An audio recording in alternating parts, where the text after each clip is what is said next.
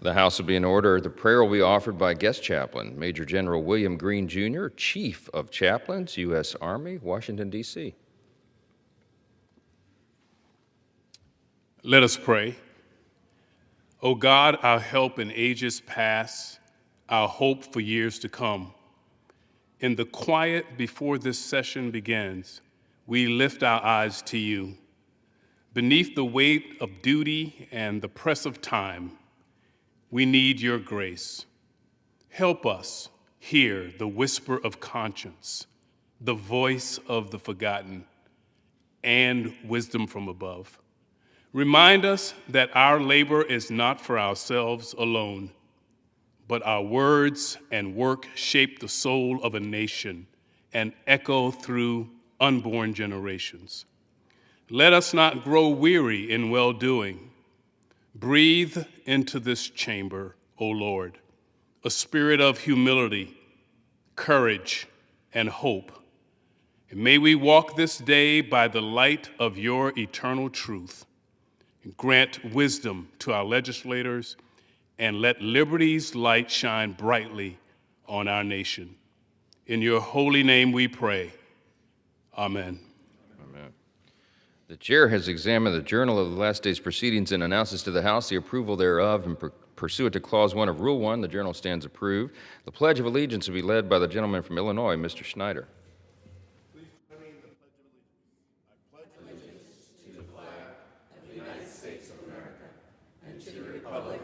Stands, one nation, under God, indivisible, with liberty and justice for all.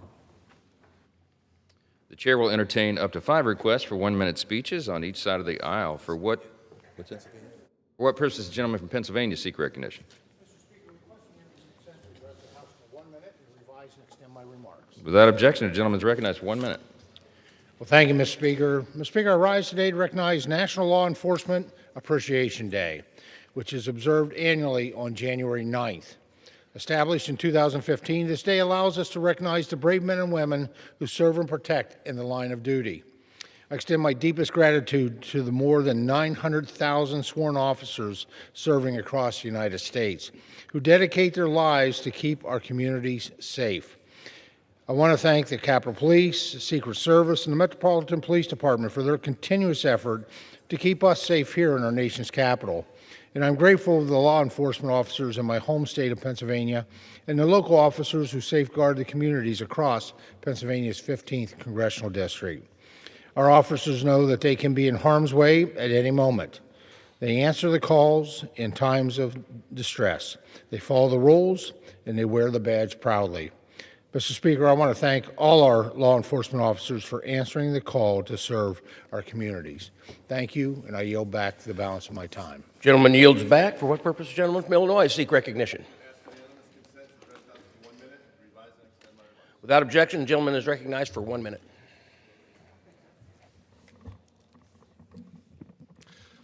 Mr. Speaker, yesterday morning, the House Abraham Accords Caucus hosted Rabbi Yoram Ullman and Ahmed al-Ahmed, survivors of the terrorist attack at Bondi Beach last month. When terrorists began massacring Jews during a Hanukkah celebration, Rabbi Ullman's son-in-law among them, Ahmed, a Muslim who was at the event by serendipity, rushed to cover. As one of the terrorists approached his position, rather than fleeing, Ahmed heroically rose to the moment, charged, and single-handedly disarmed the attacker, saving countless lives. The Abraham Accords are premised on a simple tenet. Arabs and Jews belong to the same land, and that by elevating the people, we will elevate the land and bring peace to the entire region. Yesterday, Rabbi Ullman and Ahmed al-Ahmed showed that the spirit of the Abraham Accords extends far beyond the Middle East. As I told Ahmed, he not only is a hero to us all, he teaches us that love of the stranger will lift us all and defeat hatred. That as Rabbi Ullman and Mr. Ahmed have titled their visit around the world, "The Light Will Win." I yield back. Gentleman yields back. For what purpose, the gentleman from Colorado seek recognition? Mr. Speaker, I ask unanimous consent to address the House for 1 minute and to revise and extend my remarks. Without objection, the gentleman is recognized for 1 minute. Mr. Speaker, I rise today to honor the life and legacy of former United States Senator Ben Nighthorse Campbell of Colorado, who passed away at the age of 92. Senator Campbell lived a remarkable life, a decorated veteran, a champion for Native American communities, and a trailblazer in Congress. He was the first Native American elected to the Senate in more than 60 years, and he never forgot who he was or who he served. He represented Colorado's 3rd District in this chamber and then served 2 terms in the Senate, always guided by integrity, independence, and a deep sense of duty. He didn't care about party lines. He cared about doing what was right. Colorado has lost a great leader. Our country has lost a great public servant. I join many in keeping his wife, Linda, and their family in our prayers. Thank you, Mr. Speaker. I yield back. Gentleman yields back. For what purpose? Does the gentleman from North Carolina seek recognition? Without objection, the gentleman is recognized for 1 minute. Mr. Speaker, our dynamic band, diehard fans, Steve the Pirate, Pirate Marissa, ECU brought it in Annapolis. I'm honored to recognize Coach Blake Harrell and the entire East Carolina University football team. Your remarkable back-to-back Military Bowl wins make Eastern North Carolina incredibly proud. These victories reflect the hard work, discipline, grit, resilience, and heart that define Pirate football. You represented Eastern North Carolina with toughness and determination against a well-respected and coached and talented Pitt football team. Your success is a testament to teamwork, leadership, and the unshakable belief in one another. Pirate Nation stands united in celebrating what you've accomplished and what's still ahead. Go Pirates! Arr! I love it. I yield back, Mr. Speaker. Gentleman yields back. For what purpose does the gentleman from North Carolina seek recognition?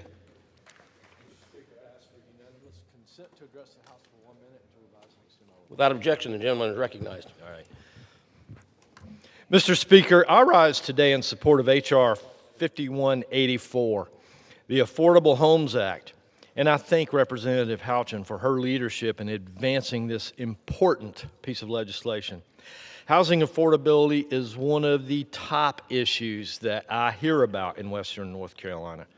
Working families, seniors on fixed incomes, first responders, and young people are often priced out of the communities where they live and work because housing supply just hasn't kept up with demand.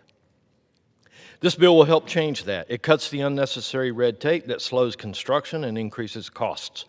It modernizes outdated regulations and gives local communities greater flexibility to build the housing that they need. For Western North Carolina, that means more workforce housing, attainable options for seniors, and fewer workers forced into long commutes. This legislation focuses on solutions, not bureaucracy. I urge my colleagues to support H.R. 5184. Mr. Speaker, I yield back. Gentleman yields back. For what purpose, gentleman from Illinois seek recognition?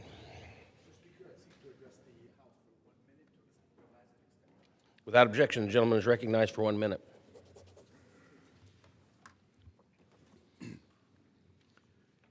Mr. Speaker, I rise today to honor La Chiquita Food Market for their 40th anniversary. In 1986, Alfredo Linares, an immigrant from Mexico, took a chance. He got a loan and bought a corner store in my neighborhood of Little Village. 4 decades later, you can find La Chiquita stores throughout the metro Chicago area. And it continues to be a family-owned business that makes each customer feel welcome and part of the family. When you walk into any of their stores, you're greeted by the vibrant colors of the fresh produce and the unmistakable aromas coming from the kitchen. An invitation not just to shop, but to feel at home. It's almost impossible to go shopping and not get some tacos from La Chiquita's in-store restaurants. Some days you'll find me chowing down on a torta and chatting with constituents on their break from work. The secret to their success is simple but powerful. High-quality products, exceptional service from their customers, and a deep understanding of the community. I look forward to many more decades of success for La Chiquita. Congratulations. I yield back. Gentleman yields back. For what purpose? Gentlewoman from Wyoming, seek recognition. Without objection, the gentlewoman is recognized.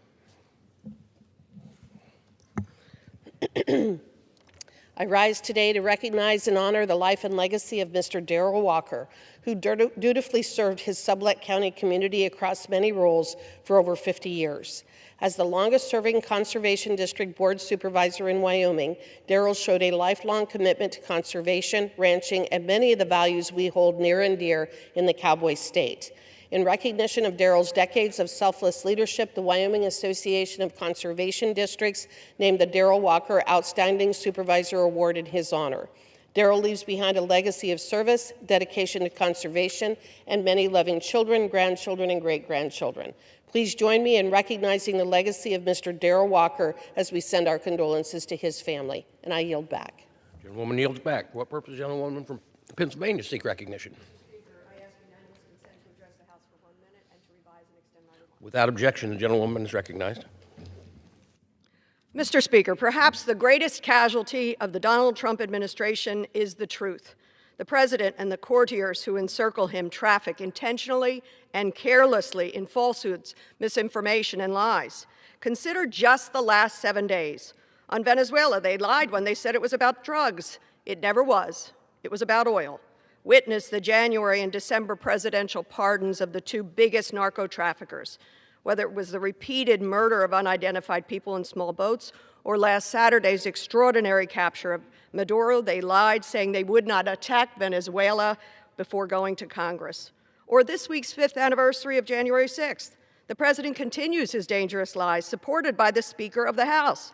The White House is going so far as an attempt to whitewash history on the official website of the White House, even blaming Capitol Police for the president's deadly insurrection.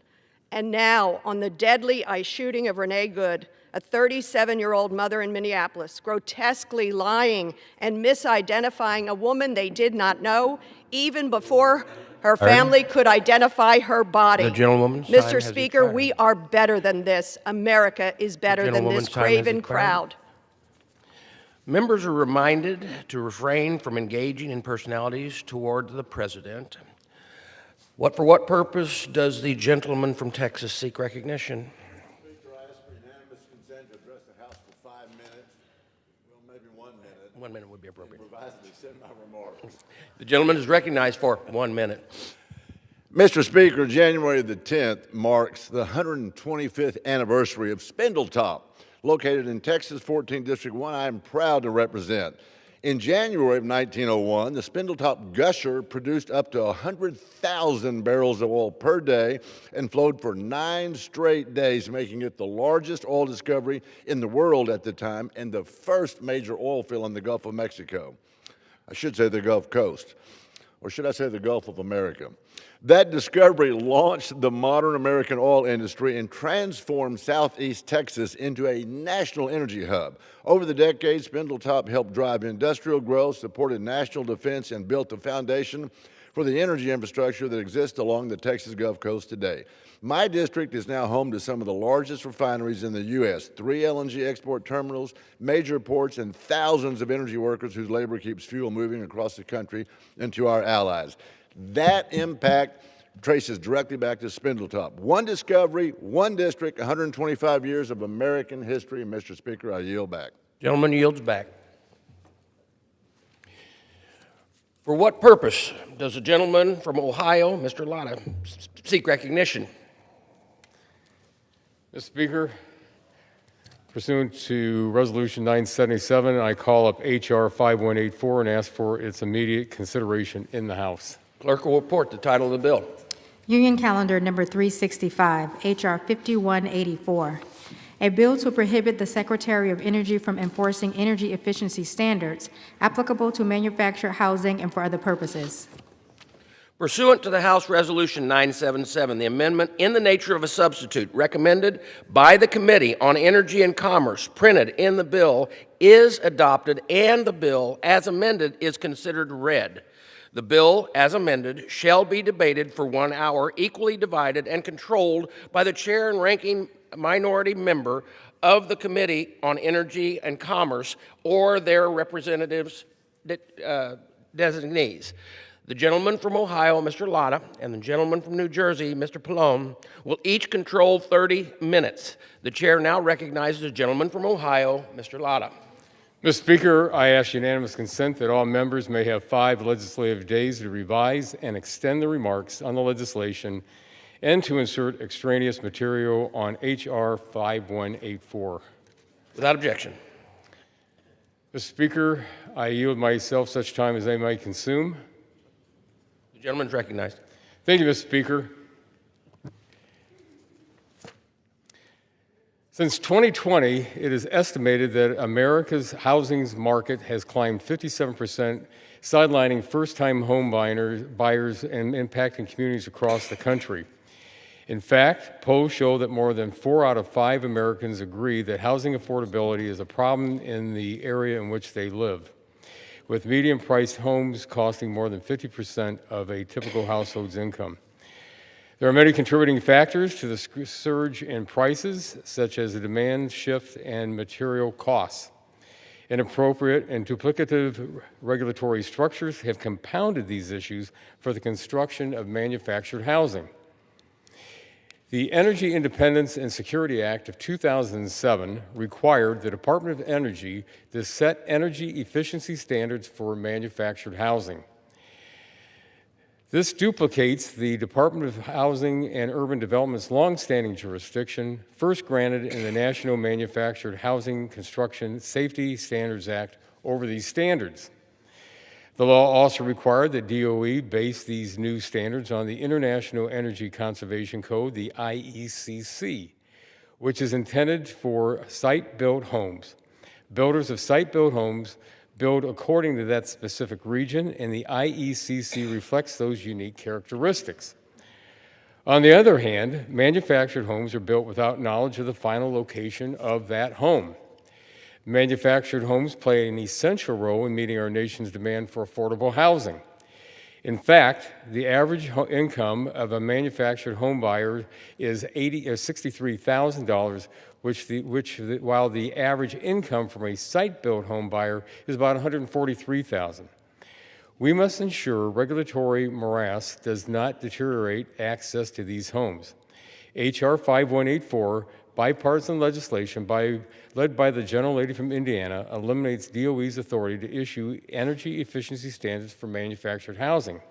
Instead, HUD will maintain full regulatory authority, and DOE may provide recommendations throughout the rulemaking process. This legislation will not diminish the energy efficiency of these homes.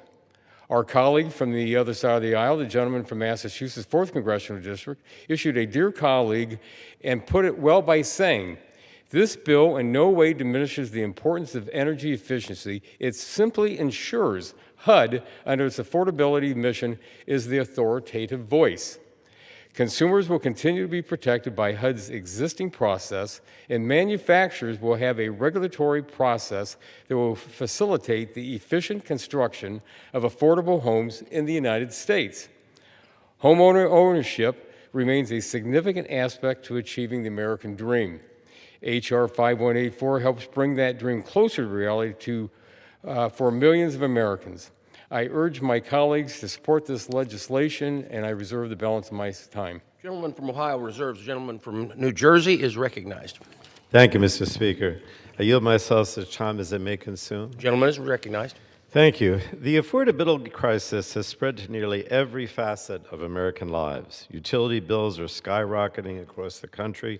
Trump's disastrous tariffs are being passed on to the American consumer. Grocery prices are up, making it hard for families to put food on the table. And Republicans delivered their latest blow with failing to extend the Affordable Care Act enhanced premium tax credits, which will result in soaring monthly health care premiums for more than 20 million Americans. In many cases, Americans are seeing monthly premiums either 2, 3, or 4 times higher than they were last year for their health care insurance. And to make matters worse, we're in the midst of a housing crisis that is crushing American families' dreams. We're witnessing historically high home prices coupled with a devastating shortage of housing. The cost of buying a home feels out of reach for too many, while rent is simultaneously ballooning at an unsustainable rate. And manufactured homes, however, are an important component of our affordable housing stock. So we should all be concerned about the cost of buying a new home. But this bill does not solve this crisis. In fact, it only makes housing affordability worse. First, it revokes the Department of Energy's May 2022 energy conservation standard for manufactured housing, robbing residents of $5 billion in savings. Manufactured homes are often far less efficient than other homes, costing owners about 70% more per square foot in utility bills. Many low-income residents have reported foregoing basic necessities like food or medicine in order to keep their lights on. So to suggest that the Department of Energy standards for manufactured homes negatively impact affordability is entirely false, as I stress, entirely false. When talking about affordability, it's imperative that we all consider the cost of actually living in these homes, and energy use is a big part of that. This is even more important at a time when electricity costs are up 13% nationwide. If my Republican colleagues really want to get at the root cause of the current housing affordability crisis, they should look at Trump's disastrous tariffs on essential building materials and appliances, not at energy efficiency standards that actually lower monthly energy bills. Now, this bill also strips the Department of Energy of its congressionally directed authority to set efficiency standards for manufactured homes and sends the responsibility to the Department of Housing and Urban Development, or HUD, an agency with a history of failing to protect manufactured housing residents from high energy costs. Prior to the passage of a bipartisan bill called the Energy Independence and Security Act in 2007, when George Bush was president, he signed that into law, and HUD was then responsible for setting energy efficiency standards for manufactured homes. However, the agency, HUD, failed to act, leaving residents without an updated energy code since 1994. So it's no wonder that 44% of manufactured housing residents face a high energy burden. Now, the Department of Energy in May 2022 set a standard that was long overdue that said that manufactured housing residents had gone without a modern standard for nearly 30 years before the Department of Energy issued a final rule, and they did so, and as a result, the standard that exists now, which this bill would repeal, essentially saves about $475 a year in savings on utility bills. But this bill repeals those savings. It repeals the DOE standards. And that's what's unacceptable about this bill. We should be fighting to raise the standard of living of manufactured housing residents, not lowering it with higher costs. And that's why I strongly oppose the bill. The affordability crisis is quite literally hitting home for millions of Americans, and H.R. 5184 would only saddle residents with even higher utility bills at a time when they can least afford it. So I urge my colleagues to vote no on the bill, and I reserve the balance of my time. The gentleman from New Jersey reserves. The gentleman from Ohio is recognized. Well, thank you, Mr. Speaker. You know, Republicans have been working to make sure we bring down utility costs and energy costs across this country. And that means making sure that we have that energy that has been given us. And when you look at what we've been able to do, especially in the oil and natural gas production from the days of Jimmy Carter, when we were told they were supposed to shut down your thermostats, make sure you put a sweater on, walk to work. Well, Republicans did something about it. We put the right laws and regulations into place to make sure. However, if you live in certain states, you're going to see your prices going up. And if you look at this chart, what we see is you look at California, Hawaii, Maine, Massachusetts, Connecticut, Rhode Island, their prices have gone up. And we also know that we had the governors up in New England this year say that they were fearful that their consumers were going to pay 40% more for power this winter. Well, we want to do something about that in this country, and we want to make sure we get the permitting laws done, and we've been working on in committee. And at this time, I want to recognize the gentleman from Georgia for 1 minute. And I yield that 1 minute to my friend. Gentleman from Georgia is recognized for 1 minute. I thank the gentleman for yielding and for hosting us today. Mr. Chairman, I rise today in support of the Affordable Homes Act. Manufactured homes are an essential part of our effort to meet the demand for affordable housing in America. Unfortunately, manufactured homes are currently subject to burdensome and unnecessary Biden-Harris regulations that are raising prices. This common sense bill will eliminate the Department of Energy's duplicative authority over manufactured home energy efficiency standards while ensuring the Department of Housing and Urban Development maintains full regulatory authority. This creates less red tape without sacrificing quality and efficiency. When we streamline energy efficiency standards, we can lower costs and ensure that more Americans can afford homes. We owe it to the next generation of Americans to make buying a home as affordable and accessible as possible, and this bill helps us to do that. I want to thank my friend, Representative Houchin, for introducing this bill, and I urge its immediate adoption. Thank you, Mr. Chairman, and I yield back. Gentleman yields back. The gentleman from Ohio of our time. reserves. The gentleman from New Jersey is recognized. Thank you, Mr. Speaker. I would yield such time as she may consume now to the gentlewoman from Florida, Ms. Castor, who's the ranking member of the Energy Subcommittee. Gentlewoman from Florida is recognized. Thank you, Mr. Speaker, and I thank the gentleman from New Jersey for yielding the time. Mr. Speaker, I rise in opposition to H.R. 5184 because it will lead to higher costs for hardworking American families, especially higher electric bills that are spiking under Republican policies.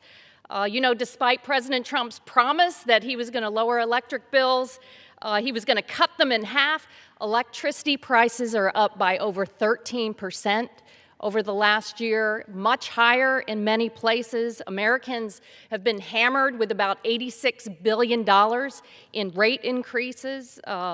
In Florida, the Republican Utilities Commission just passed along the highest rate increase in the history of our state. Some are characterizing this as the largest rate increase in the history of the country. The Republican Big Ugly Bill is also driving prices higher, along with Trump's illegal interference with clean energy projects that were ready to come online and help lower prices. That's just not smart. And neither is this bill that would gut the Department of Energy's ability to set energy efficiency standards for manufactured homes. These were goals given by Congress in a bipartisan way years ago to help our neighbors save money back home. Yes, Americans are facing a housing affordability crisis, but they are also facing an energy affordability crisis. And Republicans are using this bill to try to prevent a false choice between tackling both of those problems. But Republicans have done nothing to address the economic instability of hardworking American families. Just ask my neighbors back home in Florida. Florida has more manufactured homes than any state in the country, about 800,000 manufactured homes. That's 10% of all manufactured housing in the United States. And what the Republicans will not tell you is that manufactured homes often have very poor insulation. They use about 50% more electricity than other types of construction. Utilities in Florida do not offer any efficiency programs designed for manufactured homes, so there's no help there. And as a result, it's incredibly difficult for the people living in these homes to pay their electric bills. And it's only getting worse with longer, hotter summers fueled by climate change. My hometown newspaper at the end of the year actually took a look at the soaring electric bills for manufactured homes. And I'd like to ask unanimous consent to submit for the record the Tampa Bay Times article of December 30th for Tampa Bay's mobile home residents. High electric bills can be a crisis. Without objection. Thank you, Mr. Speaker. It says that energy efficiency standards for mobile homes haven't been updated in decades, allowing leaky walls to sap budgets.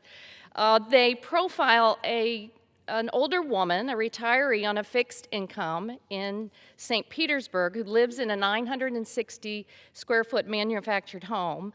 After Hurricane Helene, she has really been struggling. She lost her car, she lost her furniture, her washer and dryer, and her air conditioning.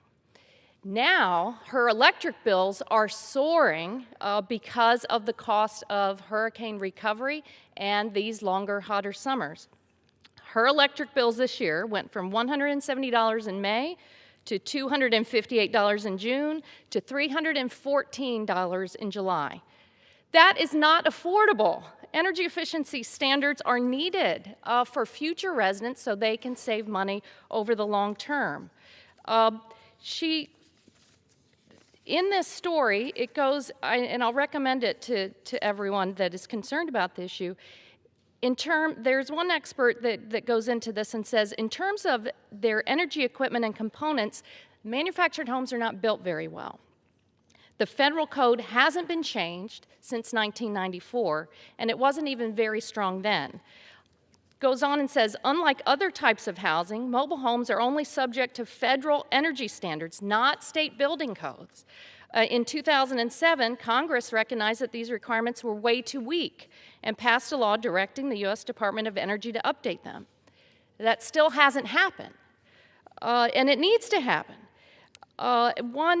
This expert says that, yeah, people are saying, yeah, we need more affordable housing, but if you let folks off the hook for future improvements to manufactured homes, you're simply going to weigh down the people who live in them over time. You're not doing them any favors. This expert says every year there's tens of thousands of new homes that stick their residents with these bills for decades. Decades, that's not right. We can do better than that. This bill also would move the authority to set these standards from the Department of Energy to the Department of Housing and Urban Development. Well, HUD hasn't set energy standards for manufactured homes since 1994. And it was a bipartisan Congress that moved it back to DOE where they have the expertise to do it. If these standards were to take effect, the DOE standard would save residents an estimated $475 a year on their electric bill. That's not peanuts, especially for that retiree in St. Petersburg who could use every cent right now. If anything, Congress should be pressing DOE to strengthen standards. Energy efficiency standards are not the barrier to building affordable manufactured homes. Mr. Speaker, more than 58,000 homes already have been built to higher DOE Zero Energy Ready Homes criteria, most in 2025, because many want to do better for their residents, and the technology is there, and the building materials are there. These are the people also mostly being hurt primarily by the Republican policies, raising the cost of living, whether it's arbitrary tariffs, and maybe the Supreme Court will give us a little relief from these arbitrary tariffs. People are paying, according to one analysis, up to $1,200 to $1,600 more because of arbitrary tariffs every time they go to the grocery store or construction materials. Canceled energy projects, the big ugly bill, and cuts to health care. Well, speaking of health care, thanks to the American people speaking out along with hospitals, doctors, and nurses, every House Democrat and 17 Republicans yesterday voted to extend the ACA tax credits and lower cost. I hope this is catching. I hope this would catch on with our Republican colleagues because people are feeling very insecure when it comes to their family budgets. So you add on something like this where there's no hope for the future to help save money if you're going to live in a manufactured home, your arbitrary tariffs, all of this is weighing down on people. And if Republicans actually wanted to lower household costs, they would restore tax credits as well related to residential clean energy that they gutted as part of the big ugly bill. They were working to help people save on the high cost of electricity, saving them thousands of dollars on appliances like their AC and heating systems and helping them install solar and batteries or helping them make other home efficiency improvements. But the Republicans have rejected all that. They say that's not important. It's more important to give a pass or do a favor for big oil companies or the big utility companies. Well, we're on the side of the people because they deserve so much better. Unfortunately, we know the tone the Republicans set last year. I just hoped at the beginning of the year that Republicans would turn the page. 17 did yesterday on health care tax credits. I would hope on energy bills they would also look to partner with us to help lower the cost of living. That may be too much to ask for. Otherwise, they wouldn't be offering bills like these that heap more costs and pain onto our neighbors back home. Mr. Speaker, American families deserve so much better. This bill needs to be rejected. You need to stand on the side of the people and their pocketbooks for a change. I yield back. The gentlewoman yields back. The gentleman from New Jersey reserves. The gentleman from Ohio is recognized. Well, thank you, Mr. Speaker. At this time, I want to yield 2 minutes to the gentleman from Georgia's 12th District. The gentleman is recognized for 2 minutes. I thank my friend from Ohio for yielding. Mr. Speaker, I rise today in support of H.R. 5184, the Affordable Homes Act. Mr. Speaker, for many years, including when I first got started in my career in the construction industry, buying and owning a home was reachable in a significant achievement for American workers. In fact, just 6 years ago, it was achievable. But unfortunately, in today's economic conditions, many young Americans are realizing that the dream of home ownership has become just that, a dream. This all happened in the 4 years of the Biden-Harris administration. In fact, if you were born after 1982 in this country, you had never seen inflation before. Created high interest rates. These people don't know what they're talking about. Like I said, I come from the business world. I lived through these last 4 years, and it has been devastating to this country. And what we're trying to do here is turn the tide. For example, in the state of Georgia, the average home is valued at over $320,000, and just 6 years ago, you could buy that home for $250,000. It is just simply out of reach for countless young families.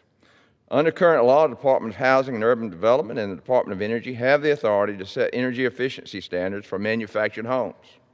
Authorizing two federal agencies to accomplish the same goal only serves to create conflicting standards and confusion, overcomplicating the regulatory process for builders and making it more difficult to construct and ultimately purchase affordable homes. We're listening to the housing industry, folks. Mr. Speaker, with my over 40 years of experience in the construction industry, I can tell you firsthand and just how overbearing and expensive and burdensome federal regulations can be. Let's listen to the American people. Let's listen to the people that build these homes. Mr. Speaker, I yield the gentleman 30 more seconds. The gentleman is recognized for another 30 seconds. The Affordable Homes Act, offered by my friend Representative Houchin, is a common-sense bill that removes duplicative housing regulations and will decrease housing costs in America. Specifically, it eliminates DOE's authority to issue energy standards for manufactured houses while maintaining HUD's full regulatory authority. In doing so, we will streamline the standard-setting process, which will lower the cost of manufacturing housing. We should be able to agree in Congress that we need to take this action to address rising costs. I strongly urge a yes vote on H.R. 5184, and I yield back. The gentleman yields back. The gentleman from Ohio. Reserve the balance of our time. Reserves. The gentleman from New Jersey is recognized. Thank you, Mr. Speaker. I yield 2 minutes now to the gentlewoman from Oregon, Ms. Bonamici. The gentlewoman from Oregon is recognized for 2 minutes. Thank you, Mr. Speaker. I rise in opposition to H.R. 5184, the Affordable Homes Act. This bill does not make housing more affordable. Instead, it will lock in higher utility bills. We understand there's an affordable housing crisis, and that's true in the district I represent, in the state of Oregon, and across the country. Too many people cannot afford homes. But here's the truth. Low-cost homes with expensive utility bills aren't affordable. Manufactured homes are a critical source of affordable housing, and that's especially true for seniors, veterans, and working families. These homes might cost less up front, but monthly utility bills can determine whether families can afford to stay in them. So before I came to Congress, I was served in the Oregon legislature, and I chaired the Senate Consumer Protection Committee, and I had in the district I represent, and still have in my congressional district, the largest manufactured home park in Oregon with more than 450 home sites. And back then, and is still true today, the largest complaint was about utility costs. Once people get in their homes, they can't afford rising utility costs. In Oregon, demand for energy is rising. We have colder winters and hotter summers. Sometimes wildfire smoke can trap families indoors, forcing air systems to run longer and harder. So Oregonians may need more energy, but they certainly don't need higher costs. When homes are energy inefficient, families pay more, but energy efficient homes mean lower costs and homes that are safer, healthier, and more resilient. This legislation will increase costs, it will reduce protections, and it will shift responsibilities away from manufacturers and onto families who are already struggling with high costs for groceries, high costs for health care, and high costs for housing. I understand the concern about HUD because they had the responsibility since 1994. Finally, DOE enacted some standards. Giving that responsibility to HUD is not reassuring. So let's defeat this bill and instead, can I have another 15 seconds, please? Give the gentlewoman another minute. The gentlewoman is recognized for another minute. Thank you, Ranking Member Pallone. Let's work together. Let's defeat this bill today and instead consider legislation that will really lower costs, not raise them. Let's ensure that the standards are enacted before we start passing these costs on to consumers. I urge a no vote today, and I yield back the balance of my time. Gentlewoman yields back. The gentleman from New Jersey reserves. The gentleman from Ohio is recognized. Thank you, Mr. Speaker. At this time, I yield 2 minutes to the gentleman from Massachusetts 4th District. Gentleman from Massachusetts is recognized for 2 minutes. Housing affordability is the #1 issue in the United States economy right now. And manufactured housing is part of the solution. It is housing in the range of $100,000 to $200,000. And new manufactured homes are HUD Energy Code compliant and are meeting energy, even some of them are meeting Energy Star certification standards.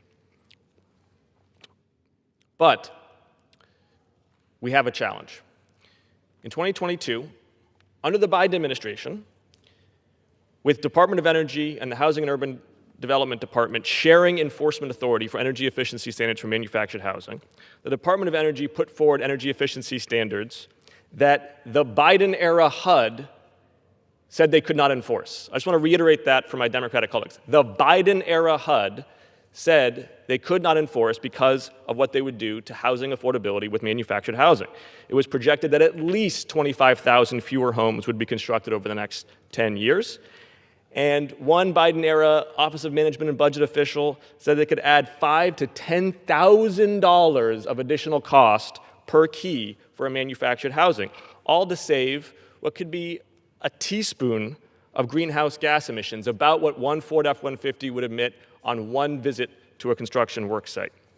This is not a workable scenario because when you have shared enforcement between two agencies and they disagree, nothing happens. So what this bill does is it puts accountability for housing affordability with the Department of Housing.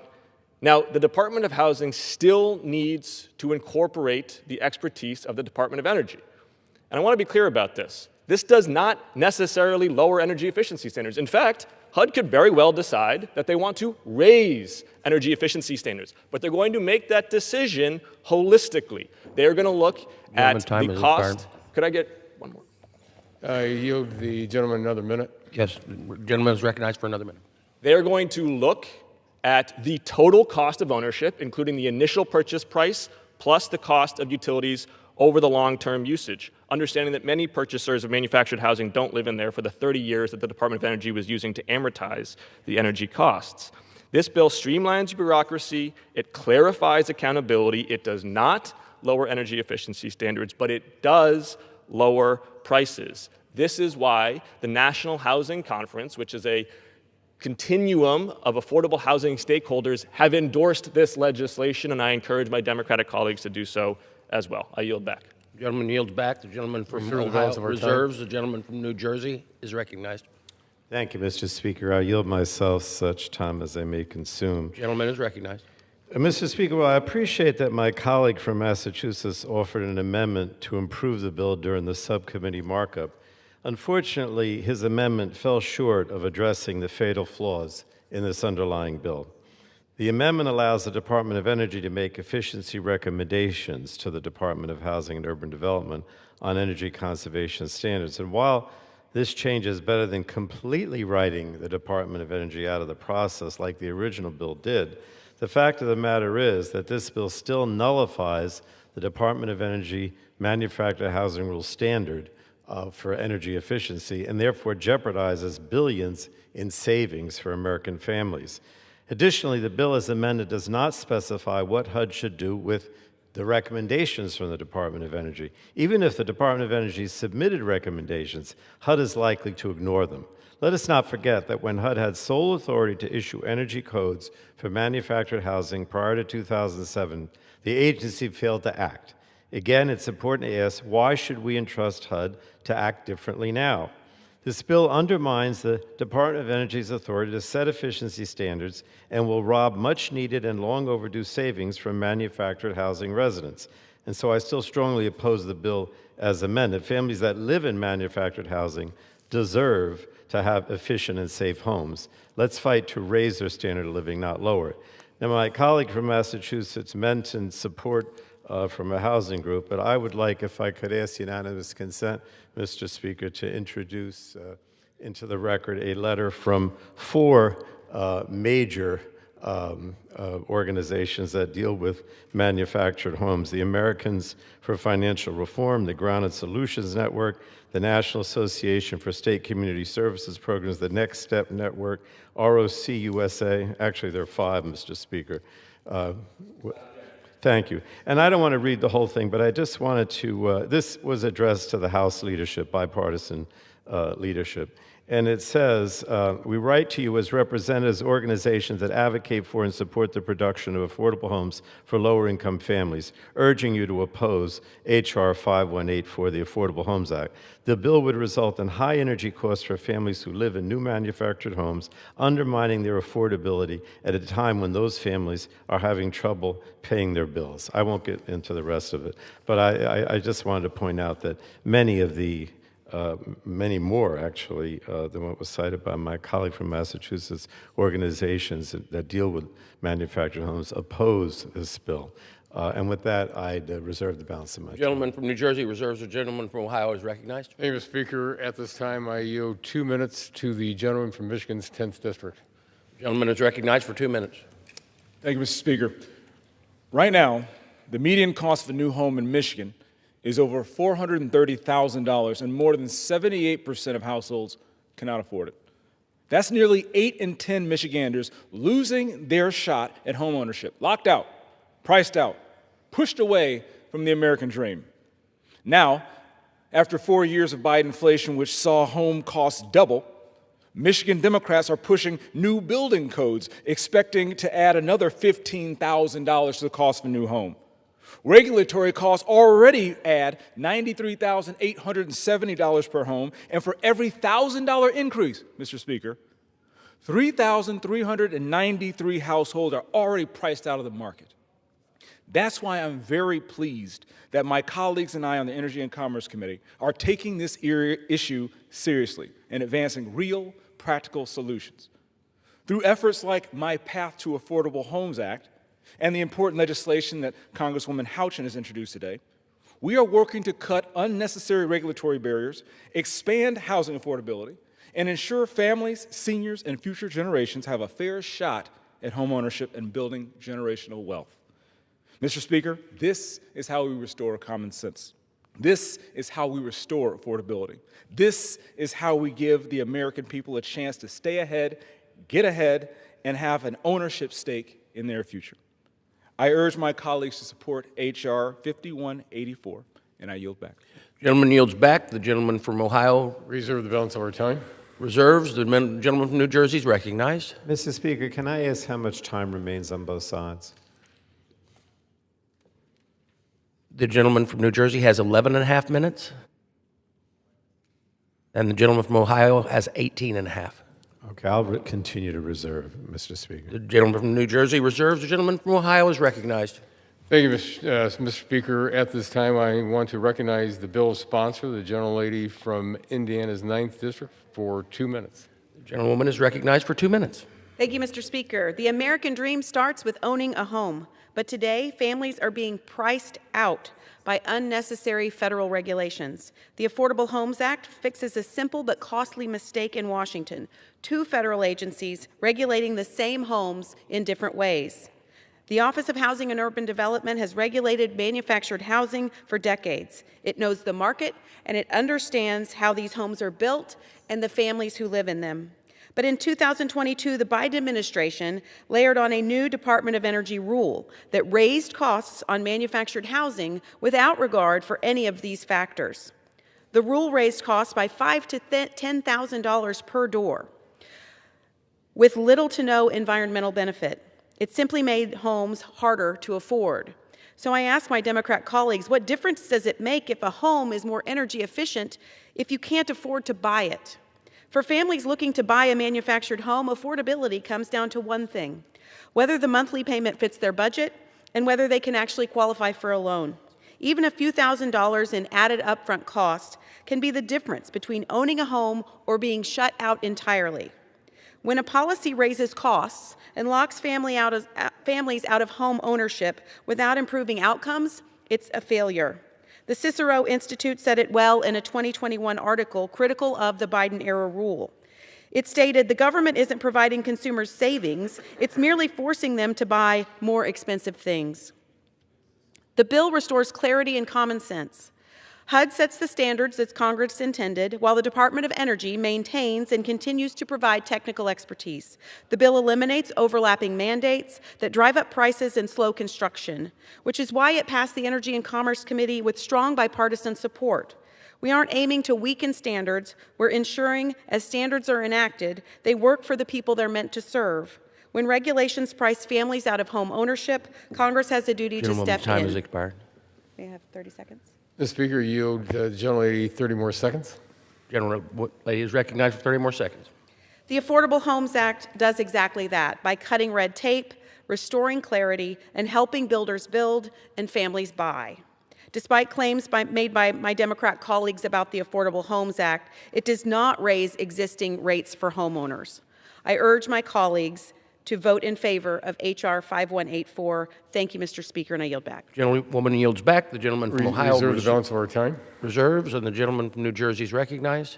I'll continue to reserve. The gentleman from New Jersey reserves. The gentleman from Ohio is recognized. Thank you, Mr. Speaker. At this time, I yield 2 minutes to the gentleman from Colorado's 8th District, or 1 minute, I'm sorry, 1 minute to the gentleman from Colorado's 8th District. The gentleman from Colorado is recognized for 1 minute.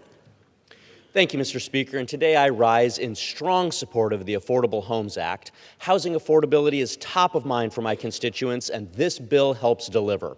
It cuts red tape by streamlining duplicative regulations for manufactured homes, which improves housing affordability for millions of Americans. This common sense approach is the exact opposite of what Colorado Democrats have done. Last year, Colorado adopted the Model Low Energy and Carbon Code, which forces home builders into electricity only for residential energy, along with demand response controls. What's demand response control? Literally the government requiring utilities have the power to lock you out of your thermostat, freeze your water heater, and turn off your lights in response to energy efficiency mandates. Mr. Speaker, that is government overreach my constituents cannot afford.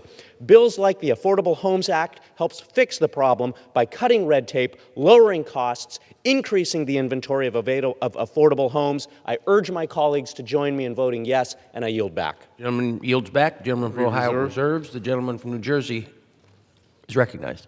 Thank you, Mr. Speaker. I yield myself such time as I may consume. Gentleman is recognized. I listened to the gentleman from Colorado, but I just want to stress that this bill isn't about resolving conflicting standards or regulatory confusion on the part of the federal government. This is about the fact that the Department of Housing and Urban Development failed to act for decades on energy efficiency, leaving a 1994 energy code untouched for over 30 years. And now, when the Department of Energy is seeking to put in place a standard, well, what happens? First of all, when it was supposed to go into effect, President Trump this summer basically postponed it. And now they're trying to remove the standard entirely. But removing the Department of Energy's authority to set efficiency standards will only leave residents unprotected from high energy costs. The Department of Energy is required by statute to consult with HUD in setting efficiency standards, and DOE has worked extensively with HUD on this for years. Technically, HUD can still update the energy code for manufactured homes, but they've been severely delinquent in doing so. And just as I mentioned, HUD has had over 30 years to set a stronger standard, and they just choose not to. Now, H.R. 5184 does not magically rewrite history. Giving HUD sole authority now does not take away the fact that the agency left manufactured housing residents with energy bills that are 70% more per square foot compared to site-built homes for decades.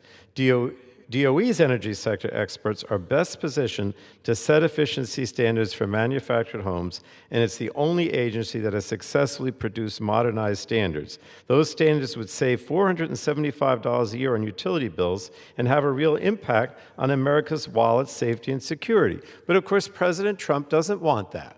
So he set aside the standard, and now they want to eliminate it completely. And all that's going to do is raise utility bills tremendously for people who live in manufactured homes. And with that, I would reserve the balance of my time. Gentleman from New Jersey reserves. The gentleman from Ohio is recognized. Well, thank you, Mr. Speaker. At this time, I yield 1 minute to the gentlelady from California's 40th District. Gentlelady from California is recognized for 1 minute. Thank you, Mr. Speaker. I'm proud to stand in support of H.R. 5184, the Affordable Homes Act. This bill fixes a broken federal process that has stalled sensible updates to housing standards for years. While the issue is clear in manufactured housing energy standards, the lesson applies across the housing market. Overlapping regulations increase costs without delivering better outcomes for families. As a champion of the One Big Beautiful Bill, I fought to deliver real relief for hardworking families by raising the state and local tax deduction cap to $40,000 so families can keep more of what they earn and finally afford to buy a home. We must also bring the Housing for the 21st Century Act to the House floor as soon as possible to help working families, working-class American families get ahead. The Homes Act is a practical step forward that helps families without sacrificing safety or efficiency. I urge my colleagues to support this bill, and I yield back. Gentlewoman yields back. Reserve. Ohio reserves. Gentleman from New Jersey is recognized. I'll continue to reserve. Gentleman from New Jersey reserves. Gentleman from Ohio is recognized. Well, thank you very much, Mr. Speaker. At this time, I yield 3 minutes to the gentleman from Nebraska's 1st District. Gentleman is recognized for 3 minutes. Thank you very much, Mr. Speaker. First, I want to thank my friend, the gentlelady from Indiana, Congresswoman Houchin, for her leadership on this very important issue. It has been an absolute pleasure working with her on this bill, which makes manufactured housing less expensive and more accessible to Americans. I also serve as the Housing and Insurance Subcommittee Chairman with the Financial Services Committee. Our committee has jurisdiction over the Department of Housing and Urban Development, which is responsible and should be solely responsible for manufactured housing codes. Manufactured homes are more than affordable than site-built and even modular homes, in part because they are built to one single federal code. Regulatory streamlining isn't just a bonus for manufactured housing, it's at the core of what makes these homes cost-effective. That's why this legislation is so important. Inviting a second regulator into the business of manufactured housing codes really undermines a key value proposition for manufactured housing. Since legislation passed in 2007 mandating the Department of Energy establish energy efficiency standards for manufactured homes, the Department of Energy has struggled to effectively craft and implement these standards. They released an advance notice of proposed rulemaking in 2010, and it took them 6 years to propose draft standards in 2016. The final standards were released 15 years after enactment in 2022, but then the Department of Energy delayed implementation of the rule because they were unsure of how they would even enforce the rules. We are now approaching 19 years since enactment, while the Department of Energy is still behind schedule. Unfortunately, the actual content of the final rule is also problematic. The Department of Energy has been sued for this rulemaking for both failing to coordinate with HUD, which was mandated in the statute, and failing to adequately consider costs. The Department of Energy even admitted in their final rule that their analysis has not, quote, included any potential associated costs of testing, compliance, or enforcement, end quote, of the mandate. That's downright embarrassing from an agency tasked with taking cost into account when implementing these standards. Suffice to say, the Department of Energy's entry into manufactured housing standards has not gone very well. Their standards are a decade behind schedule, and their rulemaking would significantly increase the cost of these homes. This bill fixes the problem. It puts HUD back in charge of manufactured housing standards, including those related to energy efficiency, while still giving the opportunity for HUD to look into this. With that, I urge my colleagues to support this bill, and I yield back. Gentleman yields back. The gentleman from Ohio We'll reserve the balance of our time. The gentleman from New Jersey is recognized. I'll continue to reserve. The gentleman from New Jersey reserves. The gentleman from Ohio is recognized. Well, thank you, Mr. Speaker. At this time, I yield 1 minute to the gentleman from Indiana's 2nd District. The gentleman is recognized for 1 minute. Thank you, Mr. Speaker, and thank you, Chairman, for the time this morning. Indiana is proud to have manufactured housing facilities across the state that build hundreds of thousands of homes for Americans. Manufactured housing is critical to giving Hoosier families affordable housing. It gives options and supports our domestic manufacturing economy. It makes home ownership attainable, particularly in rural areas. But Democrats have allowed the Department of Energy and the Department of Housing and Urban Development to regulate these homes. This has led to unnecessary and sometimes conflicting regulations, which drive up costs for homeowners, and it creates confusion for manufacturers. The Affordable Homes Act, led by my friend and Hoosier colleague, Aaron Houchin, eliminates this redundant regulation, and it allows HUD to be the sole regulator of manufactured housing. Homeownership is the cornerstone of the American dream. We need to get the government out of the way so that housing is more affordable and more Americans can achieve that dream. This is a common sense bill that will lower housing costs. I look forward to voting in favor of the bill, and I urge my colleagues to do the same. Mr. Speaker, I yield back. Mr. Speaker, reserve the balance of our time. Gentleman reserves. The gentleman from New Jersey is recognized. Thank you, Mr. Speaker. I yield myself such time as I may consume. Gentleman is recognized. Look, I think we all agree that we need to do a lot more to address housing affordability, but let me assure everyone that this bill is not the solution, because it doesn't do anything to bring down costs. In fact, it only raises costs on hardworking American families, particularly hurting low-income rural and senior households. I think there's a misunderstanding on the other side of the aisle about the Department of Energy's process in setting efficiency standards for manufacturers' homes. So let me just clear a few things up. The Department of Energy would not issue an energy conservation standard if the benefits of the rule did not far outweigh the costs. DOE is required by statute to consult with the Department of Housing and Urban Development. It's also specifically required to ensure that the standards are cost-effective based on the impact on the purchase price of the home, as well as the total lifestyle, construction, and operating costs. Affordability is really at the core of the statute that directs the Department of Energy to set efficiency standards for manufactured homes, and as such, it's a guiding principle in the department's May 22 final rule that set the efficiency standards finally. In fact, in order to accommodate price-sensitive low-income purchasers, DOE adopted a tiered approach in the final rule based on the size of the manufactured home. And this standard is projected, as I said, to save manufactured housing residents $5 billion, even when you include the upfront costs. In fact, in the first year of homeownership, energy savings greatly exceed any marginal increase that might come from the initial purchase. The bottom line is that the benefits in energy savings to the consumer immediately offset any increase in purchase price. And I think it's important to reiterate that affordability is about more than just the purchase price. A lower purchase price doesn't mean anything if you're spending 70% more per square foot on energy bills like manufactured housing residents currently are. Over 40% of manufactured housing residents face a high energy burden, meaning that more than 6% of their income is going towards energy costs. And given the recent trend in energy costs, it's more important now than ever that we maintain the Department of Energy standard to protect these residents from even higher energy bills. I think that if my Republican colleagues really wanted to address housing affordability, they'd be speaking out against Trump's tariffs. These are tariffs that the president has put on essential building materials. That's the problem right now. Hopefully today the Supreme Court eliminates these tariffs, but right now the increased costs of manufactured housing is primarily based on the tariffs. That's what's driving up the costs. And with that, Mr. Speaker, I reserve the balance of my time. Gentleman from New Jersey reserves. Gentleman from Ohio is recognized. Thank you, Mr. Speaker. At this time, I yield 1 minute to the gentle lady, the at-large member from Wyoming. The gentle lady from Wyoming is recognized for 1 minute. Thank you, Mr. Speaker. I rise in support of H.R. 5184, the Affordable Homes Act.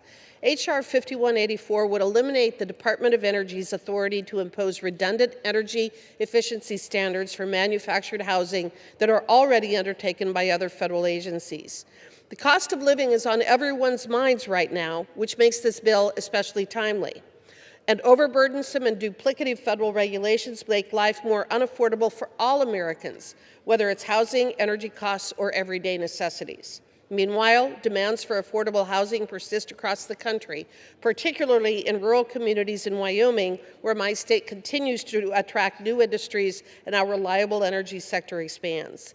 Manufactured housing is one of the many innovative solutions that can help bridge the gap and provide hardworking families and growing communities with access to quality housing. I want to thank Representative Houchin and Chairman Guthrie for their steadfast leadership on this legislation, and I urge all of my colleagues to support the Affordable Homes Act. I yield back. The gentlewoman yields back. The gentleman from Ohio reserves. Mr. Speaker, reserve. The gentleman from New Jersey is recognized. I assume you have additional speakers. How many? Two. Two? I'll continue to reserve. The gentleman from New Jersey reserves. The gentleman from Ohio is recognized. Thank you, Mr. Speaker. At this time, I recognize the gentleman from Indiana's 6th District for 1 minute. The gentleman is recognized for 1 minute. Thank you, Mr. Speaker. I rise today in support of the Affordable Homes Act. Indiana ranks 4th in the nation in manufactured home production, and in Indiana's 6th District, 7,000 manufactured homes provide key housing to our citizens. It matters. For Hoosier families, the dream of owning a home has slipped out of reach. To right this ship, we need less Washington red tape in our own backyards and the freedom for families to choose a type of housing that works for each of them. That's what this bill does. It cuts unnecessary federal regulation, it streamlines the rules, it lowers the cost of manufactured housing, thereby making the American dream a little more attainable for more families. I want to thank my colleague, Congressman Aaron Houchin, for leading on this legislation. She and I know Hoosiers want common sense coming out of Washington. I urge my colleagues to support this. I yield back. The gentleman yields back. We reserve. The gentleman from Ohio reserves. The gentleman from New Jersey. Thank you, Mr. Speaker. You know, my colleagues on the other side keep talking about efficiency standards driving up costs, but in fact, it's not the case. The cost that's driving manufactured home sales, the increase in costs, is because of Trump's disastrous tariffs. President Trump has issued tariffs on essential building materials and inputs like lumber, gypsum, steel, and even appliances and cabinets. These tariffs are driving up the cost of new construction, renovations, and affordable housing developments. Tariffs are raising construction and renovation costs and disrupting supply chains, placing upward pressure on home prices. Trump's tariff policies are not only undercutting his supposed goal of reducing the cost of living for Americans, but they're also exacerbating the housing crisis by slowing the production of housing and adding exorbitant costs to the process. The ever-changing tariff landscape, because we don't even know what it is from one day to the next with them, is creating uncertainty for home builders and putting the dream of buying a new home out of touch for prospective home buyers. Even the National Association of Home Builders has criticized Trump's tariffs as harming housing affordability and driving up costs. And American consumers are feeling the pinch and paying the price for Trump's tariffs. So I think it's time for my Republican colleagues to look in the mirror, because what's really contributing to the housing crisis in a major way is Trump's tariffs, not energy conservation standards that save American consumers money. Stop demonizing efficiency standards, not only this bill, but on so many occasions, and start addressing the root of the problem, and that is President Trump's bad policies. Now, hopefully today the Supreme Court, I don't know if anything's come forward yet, is going to throw these tariffs out, and maybe we'll have some relief. But that's the problem here. I reserve the balance of my time, Mr. Speaker. Gentleman from New Jersey reserves. Gentleman from Ohio is recognized. Well, thank you, Mr. Speaker. At this time, I yield 1 minute to the gentleman from North Carolina's 14th District. The gentleman is recognized for 1 minute. Thank you, Mr. Speaker. I rise today in support of H.R. 5184, the Affordable Homes Act. America is facing a substantial housing shortage, and right now we are short more than 8 million homes nationwide. In North Carolina alone, that gap is projected to exceed 750,000 homes. The reality is simple. The only solution is to build our way out of the problem. Right now, building new housing is slower and more expensive than it should be, largely because of regulatory costs and outdated federal requirements. Regulations now, Mr. Speaker, add over $93,000 to the cost of building a single new home. The Affordable Homes Act takes a step to address this problem by eliminating the duplicative Department of Energy regulations that drive up costs for manufactured housing. Affordability requires more homes to be built faster at a lower cost. I am proud to support the Affordable Homes Act because I believe it makes it easier for Americans to achieve the dream of home ownership. And with that, I yield back. Gentleman yield back. The gentleman from Ohio reserves. We reserve, and we have no other speakers. Gentleman from New Jersey is recognized. I yield now to the gentlewoman from New Mexico, Ms. Stansbury. How much time? 2 minutes. 2 minutes for the gentlewoman is recognized for 2 minutes. Mr. Speaker, I wasn't planning on speaking on this bill this morning, but I have to say that I cannot stand when politicians come into the chambers of these hallowed halls to represent the people of this country, pretending to represent the hardworking, poor, and working families of this country, and actually are doing the bidding of corporations and industries that are asking them to do things to cut cheap deals for them. This is not about poor people. This is not about working people. This is not about making manufactured homes and trailers better for people that live in them. This is about doing the bidding of corporations that ask them to carry this bill. And as a low-income person that actually grew up in a trailer, let me tell you that efficiency standards and efficiency programs and support programs that make it possible for low-income people to actually have high-quality utilities and to be able to afford their utility bills is what actually helps working people. So we're tired of your hypocritical and cheap bills that you're running on the floor. And I just want to say this, Mr. Speaker. Yesterday was a good day for the American people. What it looks like when you work for working people is you get shit done. And yesterday, we passed, for the first time, this Congress, an extension of the Affordable Care Act subsidies so that hardworking Americans can actually afford health care. With that, I yield back. The gentlewoman yields back. Members are reminded the use of profanity on the floor is not within the rules. The gentleman from New Jersey reserves. Yes, well, I was going to, we're prepared to close? If you are. The gentleman from New Jersey is recognized. Thank you, Mr. Speaker. I just want to stress again, the nature of this bill is totally the opposite of what the Republicans say. It should be titled the Unaffordable Homes Act because electricity prices are rising across the country. Americans are going into debt to heat their homes this winter. President Trump has failed on his day one promise to bring down prices for American families. Instead, his big ugly bill is projected to increase electricity prices by an additional 61%. How are American families supposed to shoulder the financial burden as they struggle to afford the cost of their daily necessities that have been inflated by his senseless tariff policies? I hear from my constituents every day that affordability is their top concern, and we should be focused on advancing bipartisan legislation to end this affordability crisis. Instead, my Republican colleagues are trying to repeal the Department of Energy's energy efficiency standards for manufactured housing through this bill. These standards were thoughtfully developed in consultation with HUD to balance upfront costs and long-term affordability. And these standards are sorely needed, as energy efficiency standards for manufactured housing haven't been updated for over 30 years.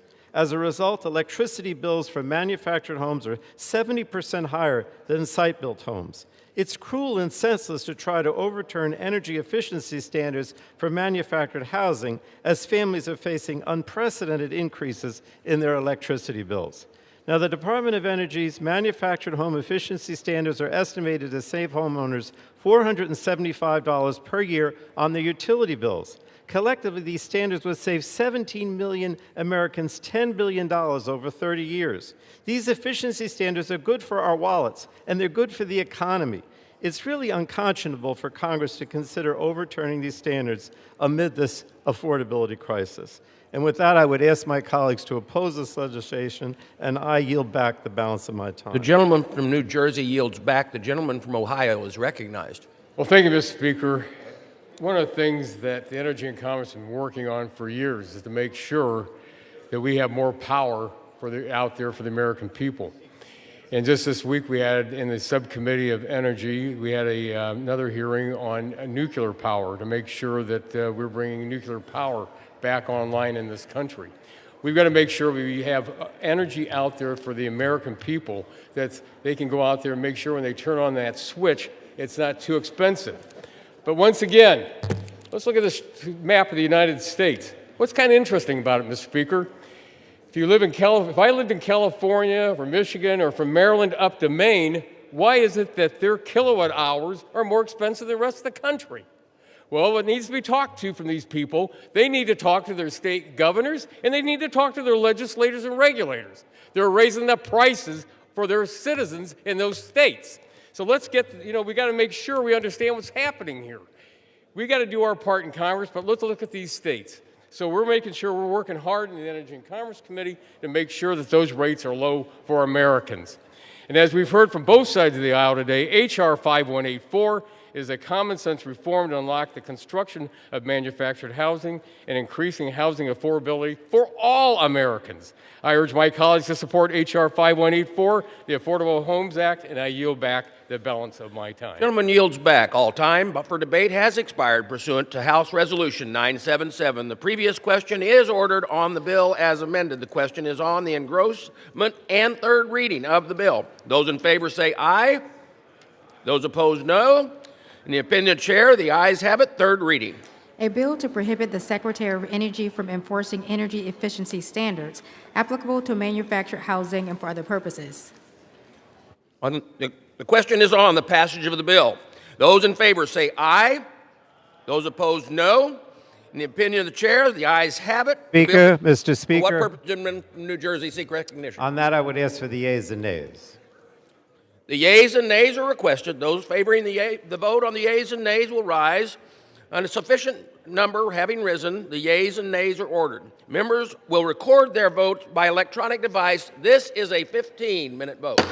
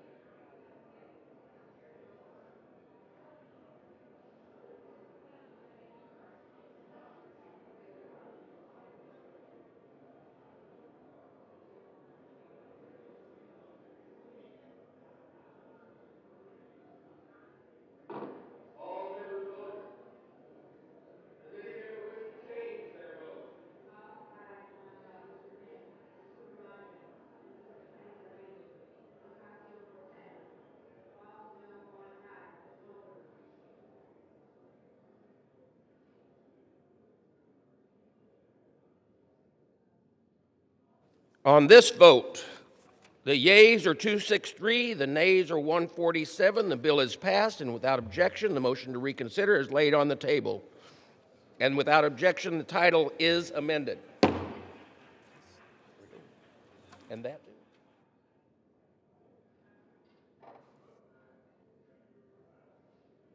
The chair lays before the House the following enrolled bill.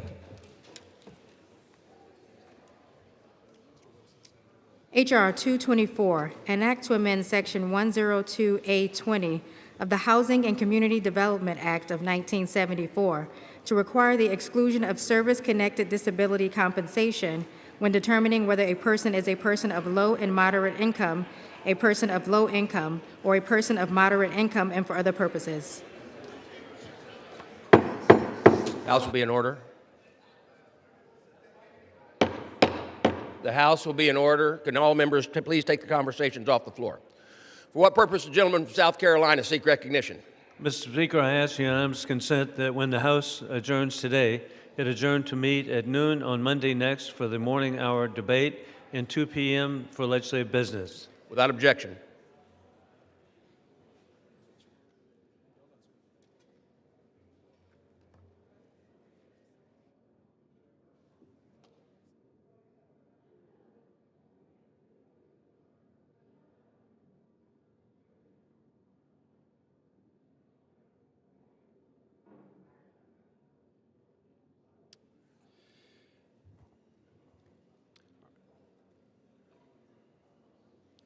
The chair will now entertain requests for 1-minute speeches. For what purpose does the gentleman from Indiana seek recognition?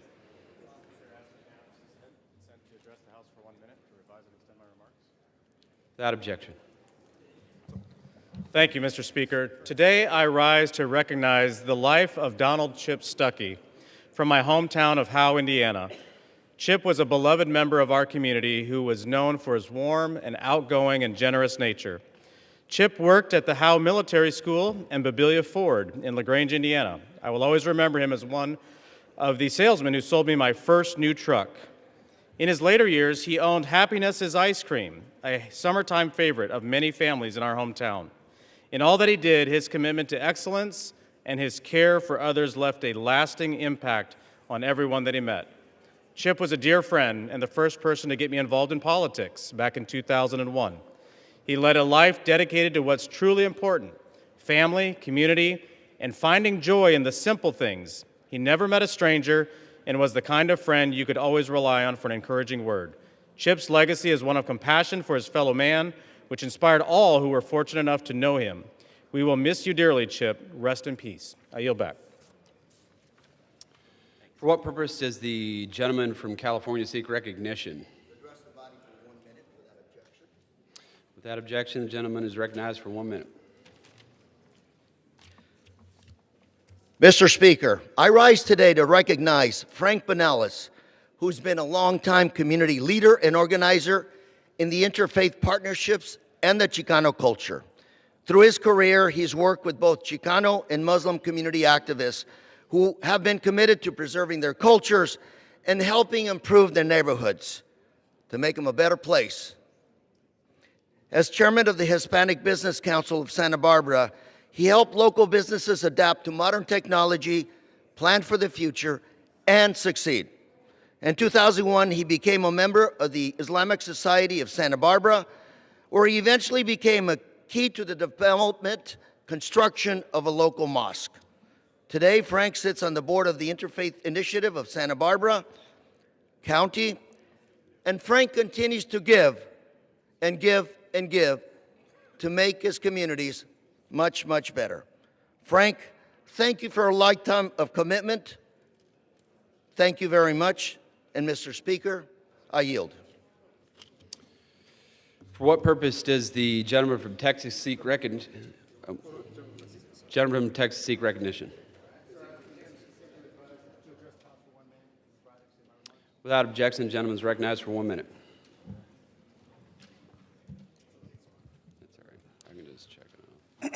Mr. Speaker, I rise today to honor the life and legacy of my friend, Congressman Doug LaMalfa, whose impact touched our nation, his community in Northern California, in this very chamber. Doug filled every room he entered with life, passion, and personality. Above all else, he was authentic and unapologetically himself. That's exactly what made him such an effective leader and beloved colleague. He gave me guidance when I first arrived in Congress and reminded me to never forget where you came from and who sent you here to lead. Whether he was conversing with constituents, passionately defending farmers from this very podium, or getting to work on complex legislation, Doug brought a genuineness to Congress. Everyone felt and heard and valued him. Doug's big heart matched his personality. Not only did he lift up farmers across America, but he treated everyone with the same respect, dignity, regardless of politics. My colleague Zoe Lofgren said yesterday he was someone you could disagree with, but not be disagreeable. That is certainly the mark of a true leader and a good man. To his wife Jill and their 4 children, I'm terribly sorry for your loss. We all mourn his death. May you find peace in his memory and strength in our words. We're here for you just as Doug was here for all of us. May God bless Doug and his family. With that, sir, I yield back. For what purpose does the gentleman from New York seek recognition? Mr. Speaker, I ask unanimous consent to address the House for 1 minute and 5 minutes. Without objection, the gentleman is recognized for 1 minute. Mr. Speaker, I rise today to salute the charitable work and the great generosity of those in the Pelham community that are the leaders and volunteers for the Danny Fund. The Danny Fund was formed over 30 years ago, initially to raise needed funds to help a young boy, Danny Pataki, suffering from a rare form of leukemia that was, at the time, considered fatal. Danny's family could not manage the mounting medical bills, the need for donated blood, and so much more to protect the young life of their son. Pelham came together on an ad hoc basis to help Danny with fundraisers and emotional support. And years later, that young boy survived and grew up as a man to have a family of his own. The spirit that saved Danny was channeled into a nonprofit organization that raises funds for many other such children who face similar issues today. On this day, Danny Fund kids come from all walks of life, as young as day-old infants who are diagnosed with severe conditions that require assistance, as did Danny all those years ago. In early February, the Danny Fund will celebrate at their annual gala, February 7th at the Surf Club in New Rochelle, raising funds to continue to help those in severe need. From the floor of the House of Representatives, we salute the Danny Fund and the people who work with it and express our appreciation and gratitude for their charitable work. Thank you, Mr. Speaker, and I yield back. For what purpose does the gentleman from North Carolina seek recognition? Mr. Speaker, I ask unanimous consent to address the House for 1 minute and revise and extend my remarks. Without objection, the gentleman is recognized for 1 minute. Mr. Speaker, North Carolina teen Christian Sturdivant pledged his allegiance to ISIS at just 14 years old. Christian, a now 18-year-old, planned to use knives and hammers to attack people at a grocery store and restaurant on New Year's Eve in Mint Hill, North Carolina, a suburban town in my district. Thank the Lord that his plan was intercepted and thwarted by the FBI and United States Attorney Russ Ferguson with the help of Mint Hill law enforcement and the mayor of Mint Hill, Del Dalton. And as a result of their work, they were able to stop Christian before he could act. But this foiled attack should concern us all. An impressionable American teenager was influenced by violent Islamist ideology. Let me be clear. Radical Islam is not just a danger in places like Mamdani's New York. It is in my home state and is quickly spreading across the United States. Imagine almost losing your life on New Year's Eve just for celebrating in America. That's what almost happened in my district. This is a type of hate radical Islam inspires. It has no place in America. We must do more to push back and stand up to hateful ideologies that espouse violence against innocent people. And with that, I yield back.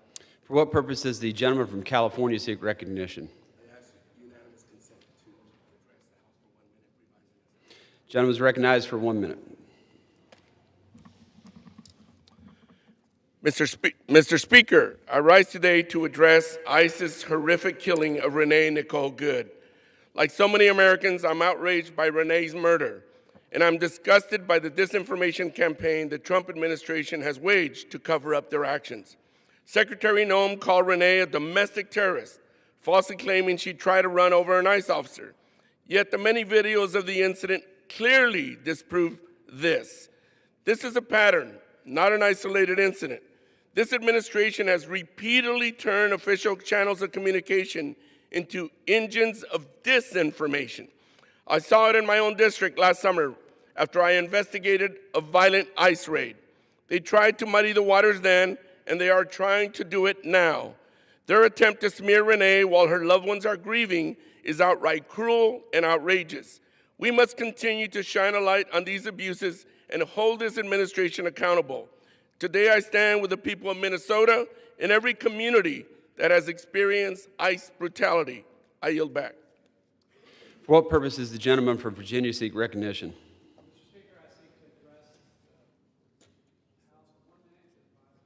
Without objection, the gentleman is recognized for 1 minute. Mr. Speaker, today I rise to recognize a great achievement by a student in Virginia's 5th District, one that honors both his college and his country. Ryan Sigsby, a junior at Hampton-Sydney College, won gold while representing the United States in Panama at the World Union of Karate Do Federation's Latin American Open Tournament this fall. Ryan joined nearly 900 competitors from 25 countries, with participants ranging in age from 10 to 60 years old. In an interview with his college paper, Ryan said, "Global competitions are incredible and require a lot of persistence while training for them. Representing the United States in Hampton-Sydney was an unforgettable experience. As president of this fraternity, it also meant a lot to see my fraternity brothers cheering me on. It is an honor to represent students like Ryan and their outstanding accomplishments. They contribute to our great nation and Virginia's 5th Congressional District." And with that, I yield back. For what purpose does the gentlewoman from Arizona seek recognition?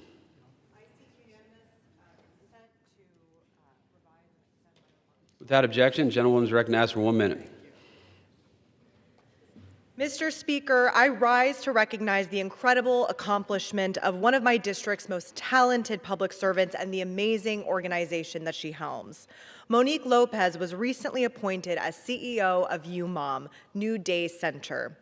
UMOM New Day Center was founded in 1964 and has grown into one of the largest and most sustained providers of services for people experiencing homeless in the Phoenix metro area. Every night, UMOM provides safe shelter and supportive services for nearly 800 individuals, including 155 families and 130 single women, while offering more than 900 units of affordable housing in the Valley. UMOM also provides employment and job support through readiness programs, case management to help navigate the complexities of the housing crisis, and on-site services for childcare and healthcare. By combining shelter services with jobs, housing support, and wraparound services, UMOM helps clients not just survive crises, but build sustainable and happy futures. Monique has been an incredible leader, and under her leadership, UMOM will continue to shine in its mission to restore hope, rebuild lives, and end homelessness in Maricopa County. Thank you. I yield back. For what purpose does the gentleman from Pennsylvania seek recognition? Mr. Speaker, I ask for unanimous consent to address the House for 1 minute and to revise and extend my remarks. Without objection, the gentleman is recognized for 1 minute. Mr. Speaker, I rise today to honor the retirement of Walter S. Mitchell, Jr., a pillar of the Bear Creek Village Borough community and an exemplary public servant. For 32 years, Mayor Mitchell provided extraordinary leadership, guiding the borough through its formative years and decades of growth. As its first and longest-serving mayor, he has demonstrated a deep commitment to historic preservation, responsible governance, public safety, and environmental stewardship.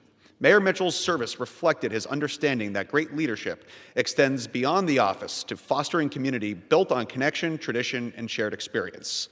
He is widely known for his personal contributions to the community life through his involvement in theater and a barbershop quartet, as well as his legendary homemade pecan pies. During his tenure as mayor of Bear Creek Village, achieved many important milestones, including placement of the Bear Creek Village Historic District on the National Register of Historic Places, major flood mitigation and roadway projects, and the preservation of 139 acres of land surrounding the borough's lake, just to name a few.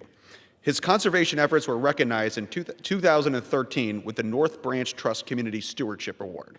In 2018, Mayor Mitchell received the Carol Semble Award from the Pennsylvania State Association of Boroughs for his outstanding public service. I want to thank Mayor Mitchell for his tireless commitment to serving the people of Bear Creek Village Borough and for setting such an inspiring example of community leadership. Thank you. I yield back. For what purpose does the gentleman from Virginia seek recognition? Without objection, the gentleman is recognized for 1 minute. Mr. Speaker, today I rise to congratulate my constituent of the week, Professor Anand Rayo, on launching the Center for AI and the Liberal Arts at the University of Mary Washington. As director, Professor Rayo will lead this new initiative, positioning UMW as a leader in the national conversation around artificial intelligence. Professor Rayo is an emerging expert in blending AI with the humanities and ensuring AI is shaped in ethical, thoughtful, and humanistic ways. Students who take courses through the center will have the opportunity to build their own chatbots, conduct research, and contribute to building the future of AI. Congratulations again, Professor, on all of your accomplishments. It is a privilege to highlight your story on the floor of the U.S. House. Thank you. I yield back. For what purpose does the gentleman from North Carolina seek recognition? Without objection, the gentleman is recognized for 1 minute.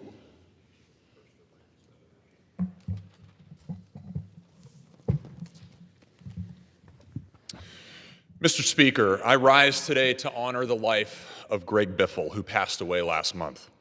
Greg was known internationally for his NASCAR career, but back home in North Carolina, people came to know him for his heart, and specifically his actions after Hurricane Helene.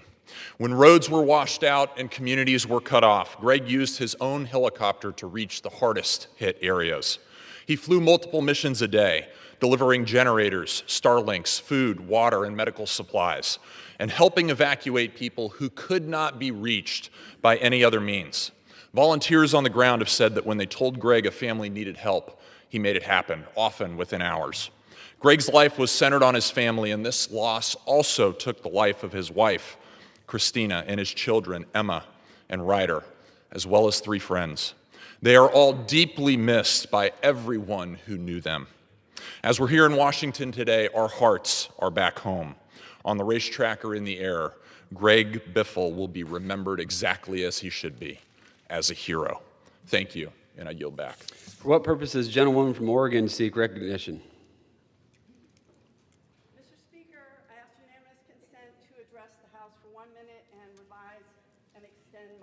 Without objection, the gentlewoman is recognized for 1 minute. Thank you. Tonight, the Oregon Ducks are fighting for their first ever national championship. After dominating Texas Tech in only the 3rd shutout victory of all 49 college football playoff games, the Ducks are 2 wins away from celebrating in Eugene.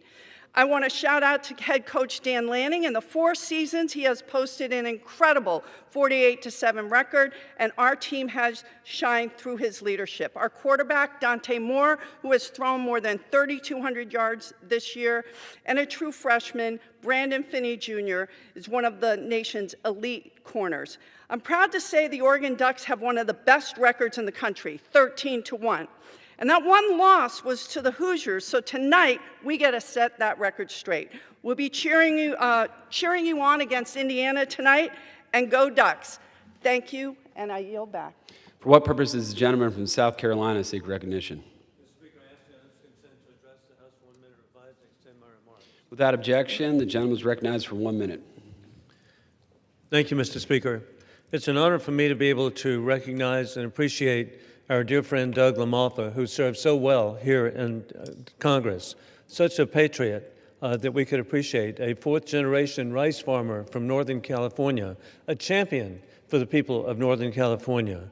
I had the opportunity to campaign for him several years ago, and I saw his love and appreciation of the people of Northern California, and he never gave up. Also, I'm grateful, too, for the leadership of Speaker Mike Johnson, our Vice Chair Blake Moore, the different tributes that have been paid to Doug's service, how important it is, and then putting that in context too, President Donald Trump issued a heartfelt statement of love and affection for our departed congressional member. With that in mind, Doug LaMalfa was always going to be treasured as a champion for limited government, expanded freedom, peace through strength. I yield back. For what purpose does the gentleman from Virginia seek recognition? I rise to address the House for up to 1 minute and extend and revise my remarks. Without objection, the gentleman is recognized for 1 minute. Mr. Speaker, college has become outrageously expensive and forced students and families to take out huge loans or forego higher education entirely. And that's why many high schoolers choose to take AP and IB exams, where they can earn college credit at a much less expense. Unfortunately, it's hard for students to find information on which college awards credits for certain AP and IB exams, and a lot of students show up to their chosen school only to realize only then that their credits are worthless. And so that's why I'm introducing the Course Credit Act with Representative Jeff Randrew. This common sense bipartisan legislation directs the Department of Education to collect and publish detailed information on AP and IB credit policies at colleges and universities. It also requires colleges and universities to publish the same information on their own websites. This will give students, families, and counselors a quick and easy way to see how much credit they will receive for their AP and IB exams at any given college, and allows students to choose a school where they can make the most of their hard-earned credit. Thank you, and I yield back. For what purpose does the gentleman from California seek recognition? Without objection, the gentleman is recognized for 1 minute. Mr. Speaker, ICE has gone rogue. I was sickened to see an ICE officer shoot a 37-year-old mother, leaving her 6-year-old an orphan. That officer needs to be arrested and prosecuted. And Mr. Speaker, I'm concerned about the human rights of people in ICE detention facilities. I visited the California City Immigration Detention Center and spoke with 47 detainees. They talked about rocks in their food. They talked about having urine and blood in their urine and not being able to see a doctor. They talked about freezing in the night because they didn't have clothes. These are human rights violations. This is not the way America acts. We need accountability to ICE, and we need to act with our values. Thank you, Mr. Speaker. For what purpose does the gentlewoman from Ohio seek recognition?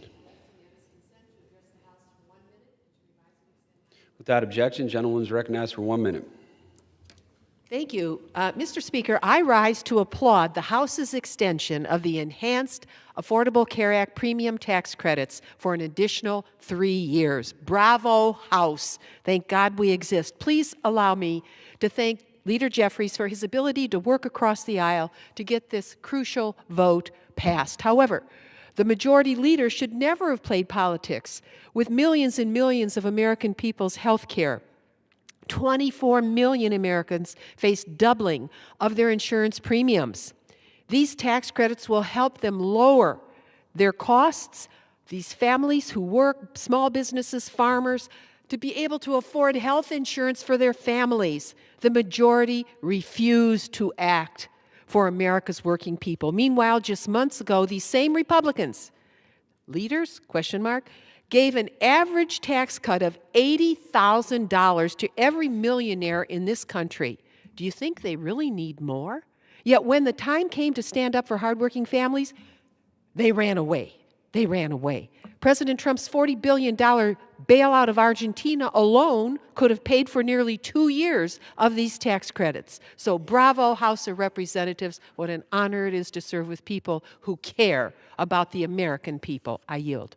For what purpose does the gentleman from New Jersey seek recognition? Mr. Speaker, I request unanimous consent to address the House for 1 minute and to revise and extend my remarks. Without objection, the gentleman is recognized for 1 minute. Mr. Speaker, I rise today because I could not leave Washington this week without calling out House Republicans for their hypocrisy. They have been silent while DHS agents shoot Americans in broad daylight and then smear them as domestic terrorists. At the same time, they try to vanish the memory of January 6th from our collective memory, refusing to put up a plaque to honor law enforcement officers who defended them from actual domestic terrorists in this very building. They won't hold this administration accountable because it would make them feel as unsafe as many Americans feel right now. They all saw what happened when Marjorie Taylor Greene, one of Trump's staunchest supporters, opposed the president, and in doing so saw her and her family's safety threatened. This is the culture of fear that this president has created and which House Republicans have been complicit in. The American people deserve better, and I will keep coming down here until House Republicans finally speak up for the American people and hold this administration accountable. I yield back. Gentlewoman from California, or for what purpose does gentlewoman from California seek recognition?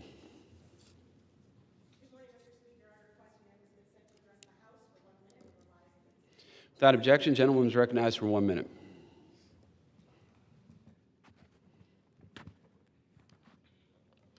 Mr. Speaker, I rise today to speak about betrayal. Nearly 14,000 veterans who serve this nation will sleep unsheltered tonight, not in beds, on concrete, and in cars and under bridges. 37 million American children depend on Medicaid for their health care. And this Congress just signed $1 trillion in cuts to that lifeline.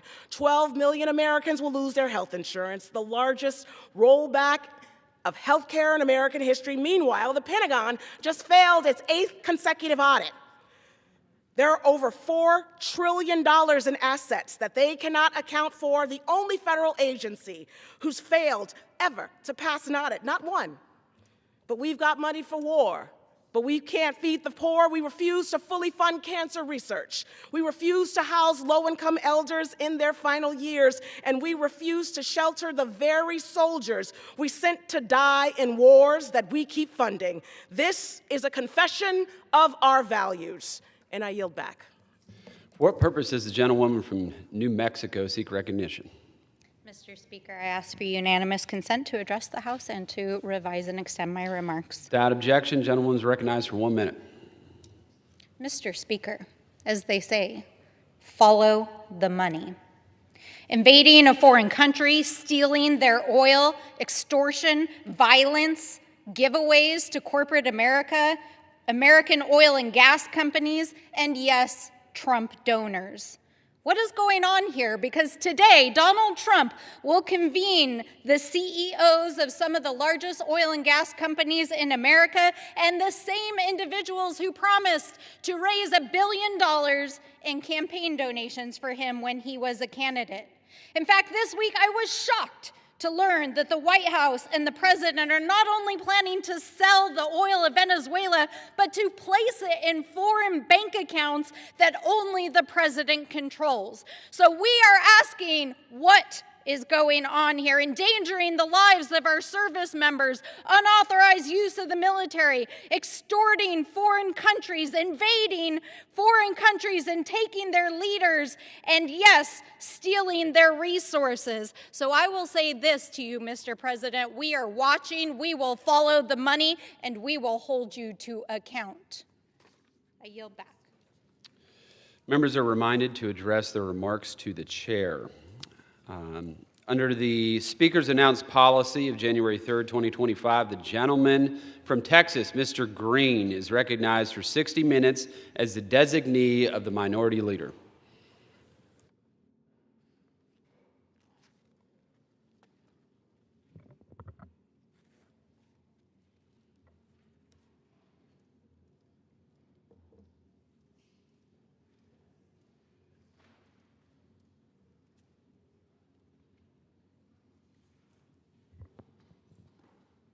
Thank you, Mr. Speaker. Mr. Speaker, and still I rise. And still I rise, a liberated, unbought, unbossed, unafraid Democrat. And still I rise. And I rise today because I have grave and great concern for the American people. I fear for the lives of the American people. And I do so, Mr. Speaker, because if the President of the United States and his underlings and his persons who are in charge of very powerful agencies within the federal government, if they can convince this country or some significant portion of the people in this country that Miss Renee Good was a terrorist, I fear for the lives of the people in this country. In fact, I fear for my own life. I'm not afraid to speak truth to power. I'm not afraid to speak truth about power. I'm going to speak truth about power today, but I can tell you that I fear for our lives. Because if you can justify what happened to Miss Good after seeing with your very own eyes what took place, and if we can allow the king's men to conclude that only they can investigate this, remove the local constabulary from the process, if this can happen, I fear for our lives. We are now living in a country where people are expected to believe that this mother of three, a Christian woman, seated in her vehicle, yes, the vehicle was across the roadway, but that somehow she was a terrorist. The head of Homeland Security has as much as said so. A terrorist. Mr. Speaker, I fear for our lives because what we saw when this lady, this woman, was accosted, and I say accosted because men who had on masks in police regalia, I suppose, approached her rather aggressively, it seems to me, and one of them in approaching said, "Get the F out of the car." I'm not using the profanity, but that's what was said. You can see it for yourselves and you can hear it for yourselves. That is what was said. Get the F out of the car. When men can approach a female in a car and say this to her and expect her to immediately respond in a positive manner, and if she does not and attempts to drive away, if they can take her life, I fear for our lives. Do not assume that it can only happen to her. They aggressively approached her. Cars were going around her in various ways. But when she made her move to extricate herself, to move along, to move her car, officers started to shoot. She was shot. One officer shot through the side window as she was moving away. Now, you don't have to know this lady. I don't know her. I don't know who she was, other than what I have seen and what I have read. But the truth is, officers ought not be allowed to do what was done to this lady. There should be an investigation that includes the local constabulary. If you truly want to be transparent, if you truly believe in liberty and justice for all, if you want the people in this country to believe that what occurred was the right thing, then you would want the local constabulary to be involved. But no, this administration is shutting out the local investigation, and they are including only the federal investigation, which means by some thought processes that they have no desire to let this go to a trial. There are people who believe that this administration has no desire to let this case go to a trial. for edification purposes. I am one of them. I don't believe that they want this case to go to a trial. I think that this is why they have decided that only the federal authorities will investigate. I also believe that if the case goes to a trial, and if there is a conviction, and it is a federal conviction, I believe this president will do for the person or persons convicted. I believe he will do for them what he did for the people who assaulted the citadel of democracy on January 6th. I believe he will pardon. And I believe he will do it without question, reservation, or hesitation, just as he did it for those persons who assaulted this Capitol. And he did it immediately after being sworn in. Mr. Speaker, I fear for the lives of the American people. And again, I say that includes me. I think we have a reckless, ruthless outlaw who has found his way into the presidency. And to further validate my thinking, I have here the words of the President of the United States of America, Donald John Trump. Here are his words when asked if there were any limits on his international power. I know what happened within the country was national. This deals with international power. Give me just a moment, please, of your time so that I might connect these dots. When asked if there were any limits on his international power, here's his response. It's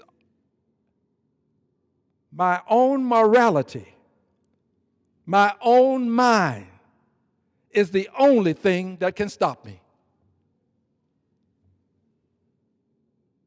Some things bear repeating. My own morality, my own mind, it's the only thing that can stop me. Mr. President, what about Congress?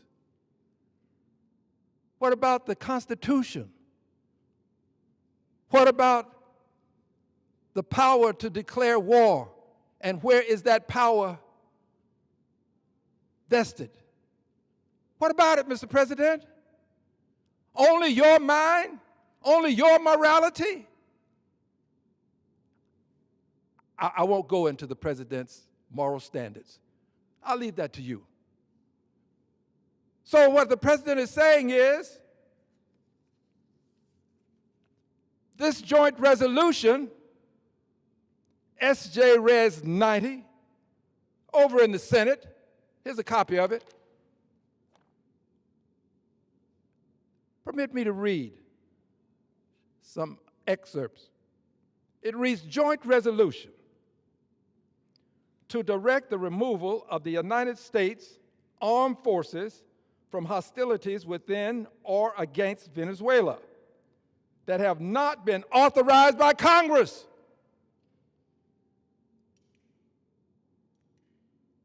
SJ Res 90.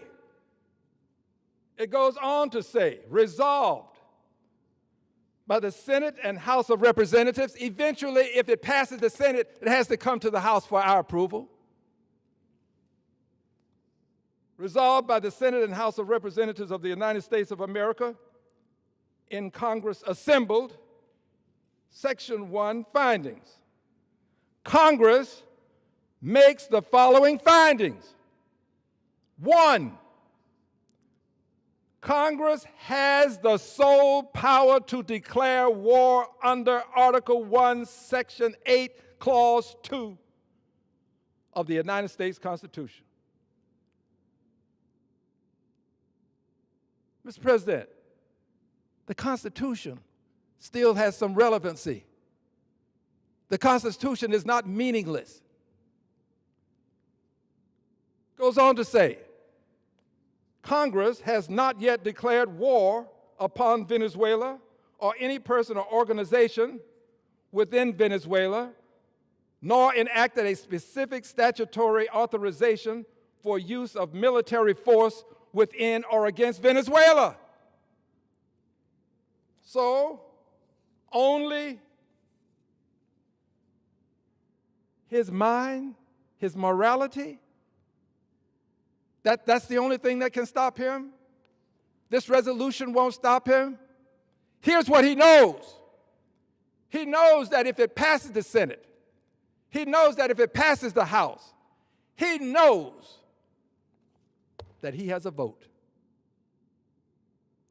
And he knows that if he votes no with his veto, he knows or believes that it will not be overridden. Well, I still say this is the right thing to do.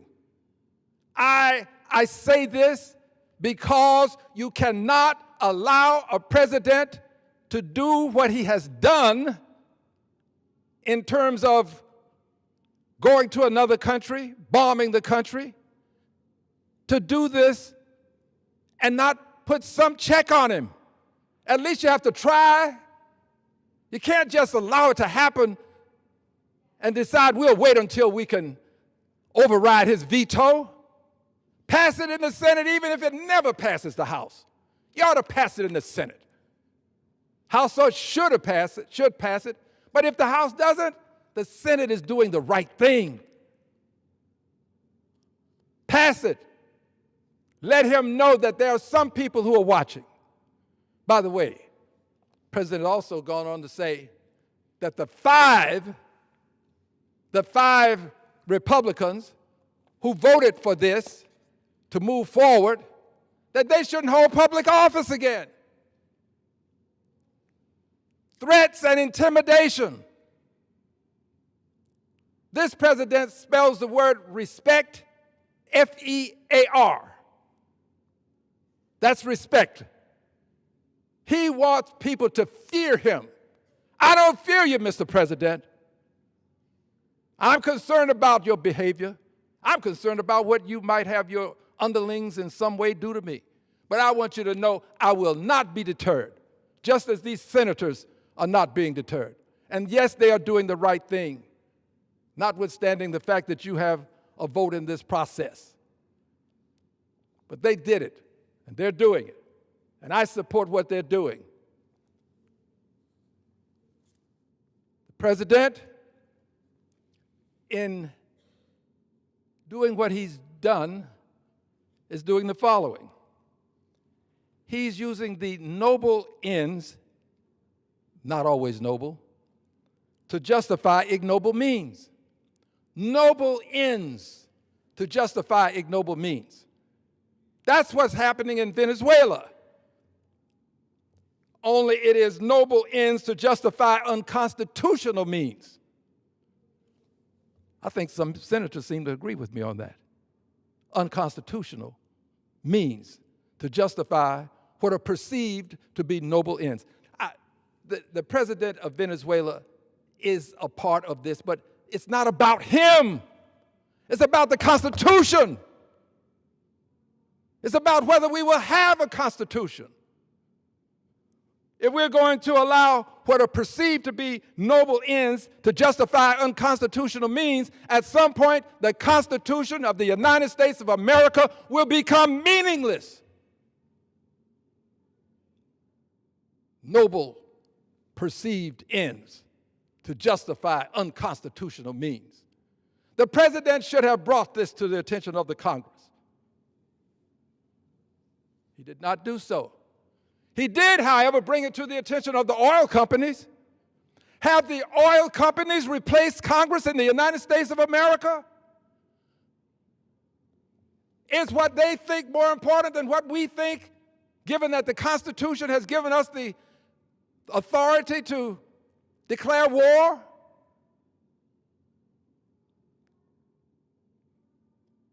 I know that this is a difficult topic for some people to embrace. But this is where we are. Congress has become irrelevant in the minds of this president, in the mind of this president. It's not relevant. It's not. His own morality, his own mind, is the only thing that can stop him. Well, Mr. President, you're wrong. Congress is relevant. And just as the Senate took this action, Congress should take action. Congress, meaning the House of Representatives.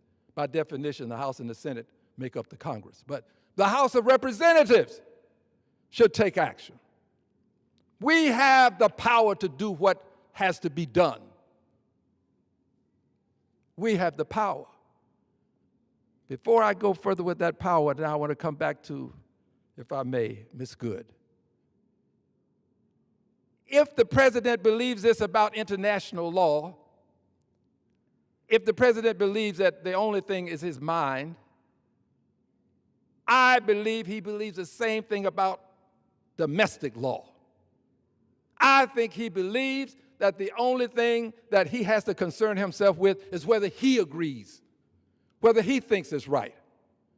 I believe he thinks that what those officers did can be justified simply because they are officers of the law.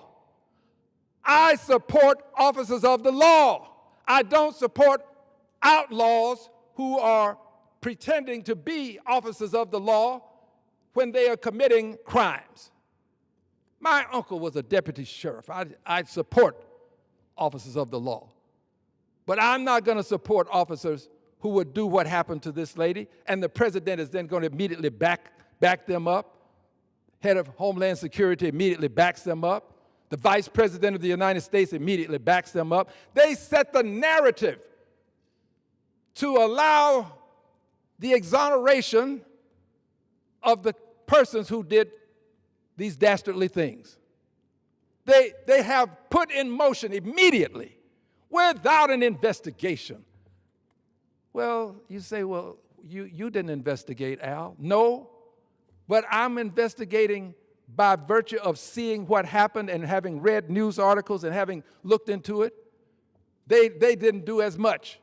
Just immediately concluded that this lady was a terrorist. I'm not a terrorist, but if you can conclude that she is, I'm not sure that anybody is safe from being captioned, labeled, designated a terrorist. I'm not sure. So I'm standing up for her today. I'm standing up for the American people today. I'm standing up for those good law enforcement officers who would have approached that lady with a kinder gesture, not as bullies, who would have approached her and simply said, "Ma'am, would you please step out of the car?" What is wrong with being kind? You got the gun.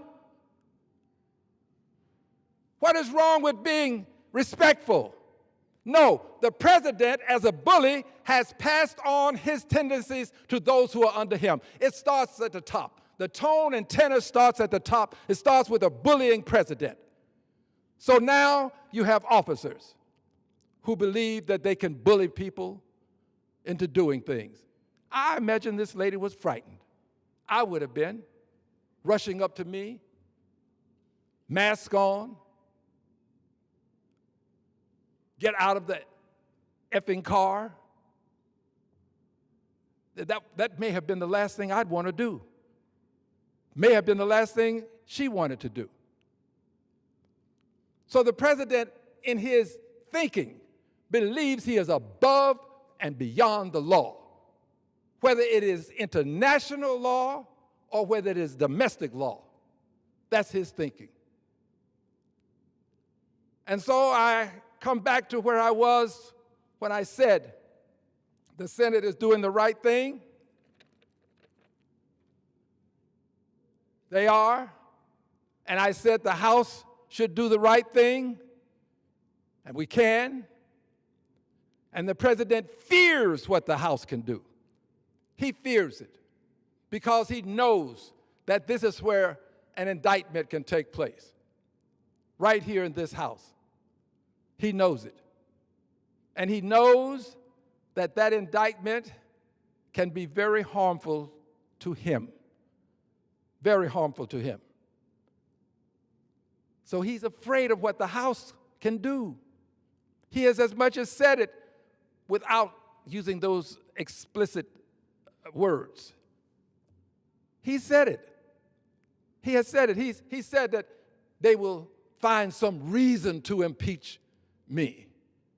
Find some reason. Mr. President, it's easy to find the reasons because you've given them to us. Venezuela is a reason. We don't have to look very far or very hard to find the reason. It's right before our eyes. The reasons are there. It's not about whether we can find the reasons. The question is whether we can find the will. It's the will. Do we have the willpower to do what should be done? And I'm talking about bipartisan effort. It should be bipartisan. But if it can't be bipartisan, that doesn't mean we shouldn't try to stop this reckless, ruthless president. If the Senate can go forward, knowing the rules and how things are likely to play out, if we could pass legislation here just yesterday that I supported, going over to the Senate, good likelihood that their behavior is not going to be acceptable to me.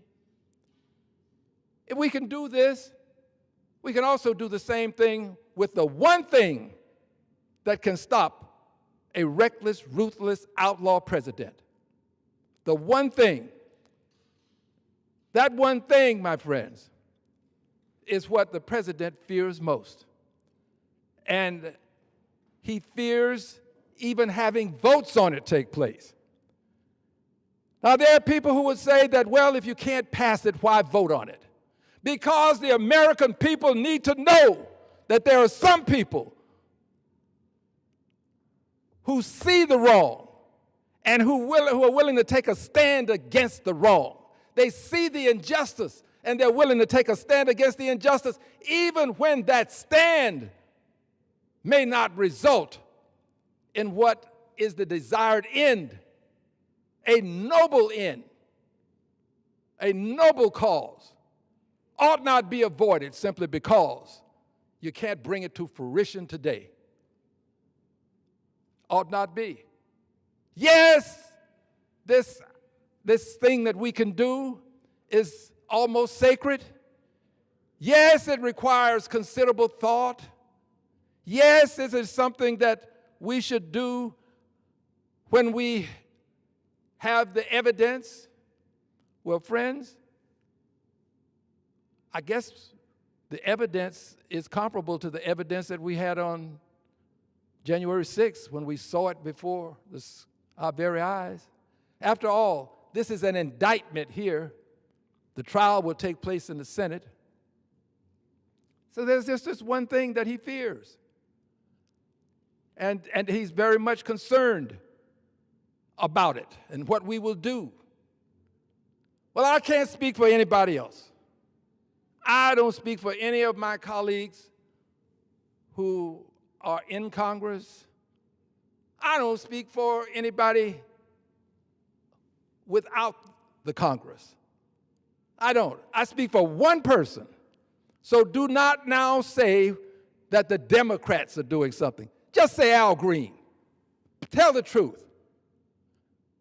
Because on some issues, I believe that it is better to stand alone than not stand at all. So I'm going to take a stand. I'm going to agree with what the Senate has said. And by the way, I would invite you to read all of it because there's much more to it than what I read to you. But I'm going to agree with what the Senate has said when they said the Congress has the power to declare war. And they go on to say Congress has not yet declared war. You had no right under the Constitution to do what you did. But you do have the right to do it if the standard is your mind and your morality. And we should not assume that this applies only to international affairs. It applies to domestic affairs as well. So I'm going to do what the Senate has done as best as I can, but it'll just be me. It's not the Democratic Party. I believe that these are votes of conscience. Let your conscience be your guide, members. Don't follow my lead, members. Don't do it because I'm doing it, and I don't think that there are very many who would. Do it because you believe. If you don't believe, do not do it. I'm not asking anybody to vote for it when I bring it to the attention of Congress. I'm not asking you to. Don't vote for it if your convictions don't command that you do so. Do what you think is right. Senate has done what they believe to be correct. And I assure you, without question I assure you of this, I will bring articles of impeachment against the President of the United States of America for taking our military to war against Venezuela, for doing it based upon some theory that in and of itself does not align with the Constitution. Some theory that if you have an indictment, you can now send in the police or the Justice Department and various officers associated. You can send them in to do something, in this case to seize the president of a country, and use the military to back them up. And I marvel at how people will say, well, they did it in Panama. If we did it in Panama, we can do it here. God, the list is endless of things that have been done that were wrong, that at some point we had to stop. It was wrong to bring folks to this country in chains. They thought it was lawful at the time, I suppose, in their minds. But we stopped it. So regardless as to what has happened prior to this second in time, I say to you, the Constitution still rules. The Constitution is above indictments. Constitution is above the things that are in the mind of a president that he believes would give him the authority to do these things. It's the Constitution that counts. And if you're going to have a Constitution, you have to make it count. It doesn't count because the words are on paper. It's how we react and behave in response to the words that are on paper. It's the Constitution that counts. And an indictment is no constitutional reason to send the military, to send a nuclear-powered aircraft carrier, to send planes in large numbers, to send other military paraphernalia. Indictments don't accord you that, Mr. President. And the only way we can stop this is with impeachment. That is the only thing. Why is impeachment? Because, friends, it would say to the next Donald John Trump, we will not tolerate unconstitutional means that are justified. You can't decide that you are going to use some sort of means justifies the ends theory to go to war.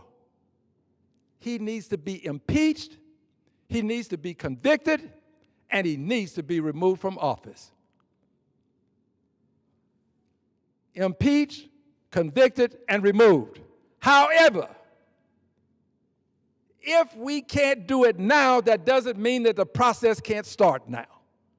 If we can't do it now, or sometime in the near future, it doesn't mean that we should not let the American people know that we know that what has been done is wrong. We should protect the Constitution, not allow this to happen. And the only way we can do it, while I believe that this is good, and I support it, SJ Res 90, I support it. I believe it's good. But the real remedy, the remedy that can make the difference is to impeach, convict, and remove Donald John Trump from the presidency. Well, friends, this is where I stand. I don't do these things to make friends. I do them because I care about my country. I do it because I believe when I salute the flag in liberty and justice for all. I do it because I believe in government of the people, by the people, for the people. And that includes the people who have the authority to enforce the Constitution. And we are the people. We are the we and we the people. I believe we have to do whatever we can when we can. And this is something I can do and I will do. And by the way, those who say that, well, you're just taking up time. We take up more time in between votes than it takes to vote on articles of impeachment. We took up more time just recently in between votes than it takes to vote on articles of impeachment. It doesn't take up the time that prevents us from doing other things. And all of these things that people will say now in terms of why we can't do it, when we get the opportunity to by their standards, they will push all of these things aside and move forward. Well, I'll be there with you. I'm not asking you to be here with me, but I will be there with you. I will be there because it's the country, it's the Constitution, it's the republic that we must protect.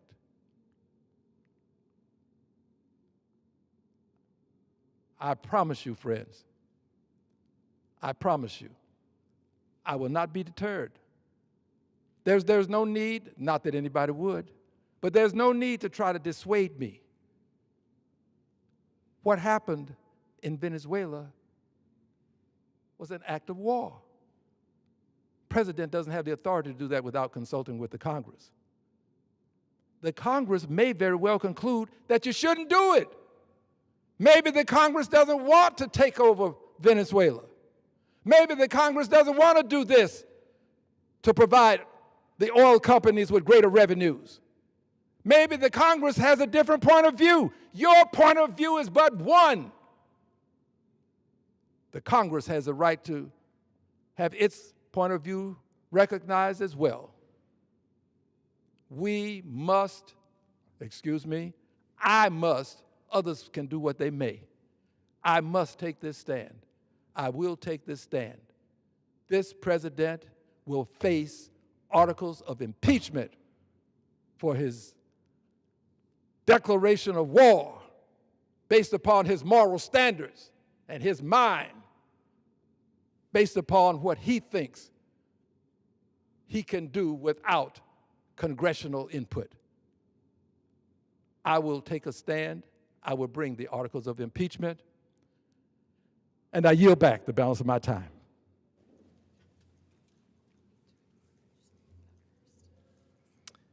Members are reminded to refrain from engaging in personalities towards the president and direct their comments to the chair.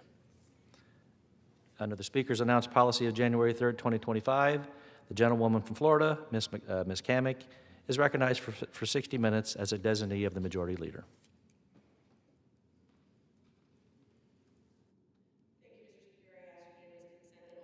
Have 5 legislative days in which to revise and extend their remarks and include extraneous material on the topic of the special order.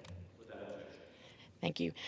Mr. Speaker, I rise today to recognize an exceptional public servant, a trusted leader, and a dear friend to myself and everyone around him, Alachua County Fire Chief Harold Theus. Chief Theus was recently named Florida's Career Fire Chief of the Year, an honor that truly reflects his lifetime commitment to service, leadership, and his community. For many years now, Chief Theus and I have worked side by side on issues that matter deeply to our Alachua County community, whether it's public safety, emergency preparedness, disaster response, or ensuring that our first responders have the tools, training, and support they need to do their jobs safely and effectively. Harold is there. Through hurricanes, wildfires, medical emergencies, and moments of imaginable loss, Chief Theus has been a steady and trusted presence, quite literally the definition of a phone call away. Under his leadership, Alachua County Fire Rescue has set a standard for excellence, emphasizing readiness, innovation, and above all, care for the very people who wear the uniform every single day. Chief Theus understands that a strong department is built by investing in people, by mentoring young firefighters, prioritizing safety, and fostering a culture where every team member knows that they matter. That kind of leadership doesn't happen by accident. It comes from lived experience, from showing up day after day, and with the understanding of the weight of responsibility that comes with the badge. I also want to speak personally for a moment. As the wife of a first responder, I know the quiet sacrifices that families, particularly fire families, make. The missed holidays, the overtime shifts, the late night calls, the constant awareness that danger is just always part of the job. Leaders like Chief Theus don't just protect communities, they look out for our fire families too. Chief Theus understands that behind every firefighter, there is a family praying for a safe return. Mr. Speaker, Florida's Career Fire Chief of the Year is simply not an award for operational excellence. It is a recognition of character. It honors someone who embodies integrity, resilience, and service above self. And Florida being the third most populous state in the union, that is one heck of an achievement. For the people of Alachua County, Chief Theus is more than just the fire chief. He is a leader in a time of crisis, a team builder, and a man who has earned the trust of the community that he serves. For me, he is a friend, someone whose counsel I value, whose commitment I admire, and whose example reminds us all of what public service is meant to be. So today I ask my colleagues to join me in congratulating Fire Chief Harold Theus on a well-earned recognition and to thank him for his service. On behalf of the families that he protects, the firefighters that he leads, and the community that is safer because of his service, thank you, Chief Theus. May your example continue to inspire the next generation of first responders.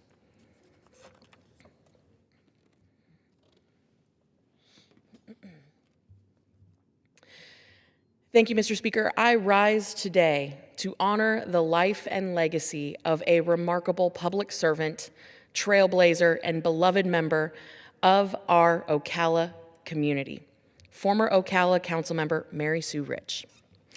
At the end of last year, at the age of 85, Miss Mary Sue Rich, she passed away. Miss Mary left behind a legacy that helped shape the city of Ocala for generations. She was a woman of courage and conviction, and her life reminds us that progress is often driven not by loud moments, but by steady, faithful service over time. In 1995, Mary Sue Rich made history when she became Ocala's first Black City Council member. At a time when representation mattered deeply and change did not come easily, she stepped forward with grace and determination. She was ready to serve her community, but more importantly, she opened doors.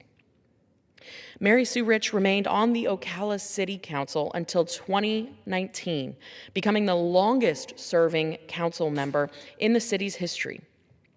Her longevity was not just a matter of years, but a testament to the trust in her that her community placed in her and the respect that she had earned through her leadership. Miss Mary was a mentor, a role model, and a living example of what it means to lead with integrity. She believed that progress comes when we bring people together, not when we divide them. Her leadership style was always rooted in listening, collaboration, and of course with a deep love for the city that she called home. Her impact is not measured in titles alone, but it is reflected in the strengthened institutions that she helped guide, the voices that she elevated, and the countless residents whose lives were improved because she cared enough to serve. You know, I remember meeting her for the first time many years ago. I was a young, freshly elected congresswoman, and she was just so gracious and kind. I recall thinking to myself how remarkable she was, someone whose tiny shoulders, she's not that tall, had been so small, but she carried so much. She was a force, a tiny titan, if you will. And that meeting that we had was actually a groundbreaking for a building that today bears her name. The dirt that we dug that day still sits on my desk. So, as we extend our sincere condolences to her family, her friends, and the entire Ocala community, we mourn her passing, but we choose to use this as a moment to celebrate a life well lived and a legacy that will endure long after this moment. Mr. Speaker, Mary Sue Rich's story reminds us why public service matters. And I ask my colleagues to join me in remembering and honoring the extraordinary life of Miss Mary Sue Rich.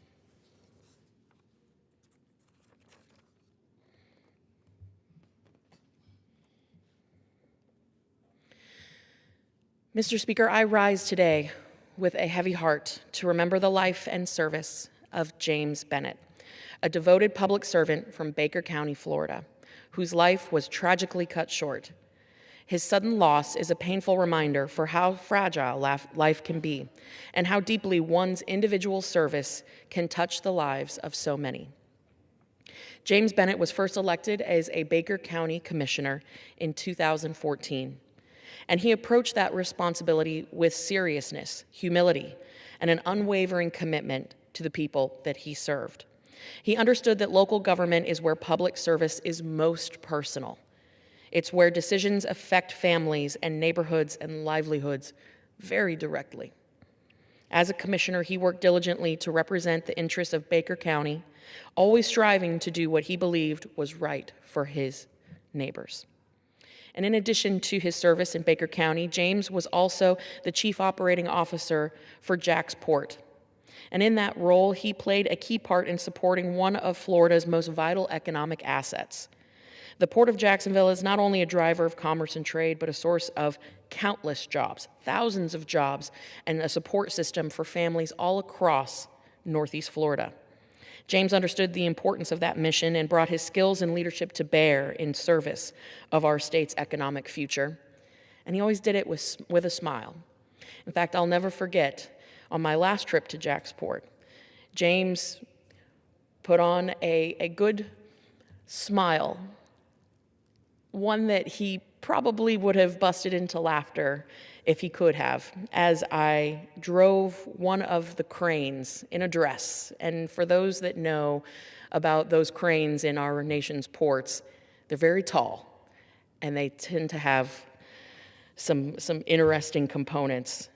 But he was a great sport, showing me all of the latest things that they were doing at Jacksport. You know, beyond titles and positions, James will be remembered most for his character. He was somebody who believed deeply in public service, and he respected his fellow elected officials. But more importantly, he listened to his constituents, the people who had elected him. He was always working to try to find a solution or an opportunity that would make Baker County stronger. His passing is felt deeply by his family, his friends, his colleagues, and of course, Baker County. They have lost a leader, a neighbor, a friend, someone who cared deeply about a place that we call home. To his loved ones, I extend my deepest condolences and prayers for them during this very difficult time. No words will ever do justice for pain and loss, but I hope they find comfort in knowing that James' life and his service truly mattered, and that his contributions will not be forgotten. Mr. Speaker, today we pause to remember James Bennett not only for how he died, but for how he lived. dedicated to service and dedicated to his community. His legacy is reflected in the work that he did and the people he served. May we honor his memory by continuing to serve with the same integrity, humility, and dedication that James demonstrated throughout his life and his career.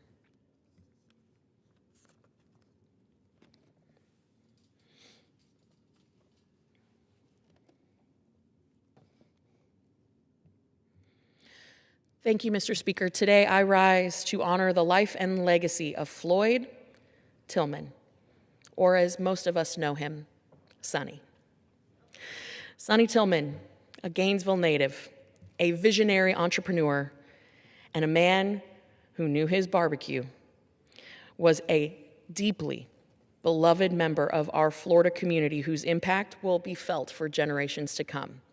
You can't drive through South Georgia or North Florida without driving past Sonny's Barbecue. In 1968, Sonny Tillman opened a small family-owned barbecue restaurant on Waldo Road in Gainesville, Florida. In fact, it's still there today. What began as a humble neighborhood gathering place where you have picnic benches became something that was greater than just a menu. It was something where people gathered and talked about values. It was a place where people would share not just a good meal, but a great meal. Sonny believed in good food made the right way. He believed in hard work, and he believed in treating customers like family. Those simple but powerful principles became the foundation of what we now know as Sonny's Barbecue. Just 9 years later, that single Gainesville restaurant grew into not just a small franchise, but a big franchise. And today, Sonny's Barbecue is now recognized nationwide for its signature barbecue, Southern hospitality, and commitment to quality. Yet despite the company's growth and success, Sonny never lost sight of what mattered most: community, family, kindness, and connection. Sonny's story is a powerful reminder of the American dream, that with determination, integrity, grit, and heart, one person can create something lasting that brings people together. Those who knew him remember him not just for his vision, but for his warmth, his generosity, his ability to make people feel welcome and valued. It became more than a business. He created a place where families gathered, where momentous occasions took place. Friendships were formed, memories were made. On behalf of Florida's 3rd Congressional District, I want to extend my deepest condolences to Sonny's family, to his friends, and all those that were touched by his life. We are so grateful for his contributions, proud, more proud than you can imagine, to call him one of our own, and committed to remembering the example that he set. May we honor Sonny's memory by carrying forward the values that he lived by: hard work, generosity, grit, and love for community and some good barbecue.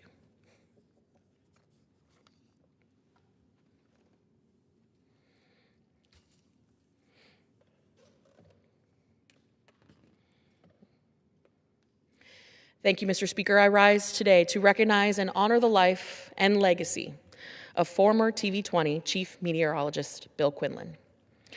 Bill joined the TV20 family in 1996 and dedicated 27 years of service to the North Central Florida community. For the many families in our region, Bill was more than just the weatherman. He was a familiar face that became part of people's childhoods. Childhoods like my own husband, who grew up watching Bill every single day. Quite literally, generations of viewers have grown up watching Bill, trusted his forecast before school and planning weekends around his predictions. But beyond the forecast, Bill was a trusted voice and a steady presence during moments of uncertainty.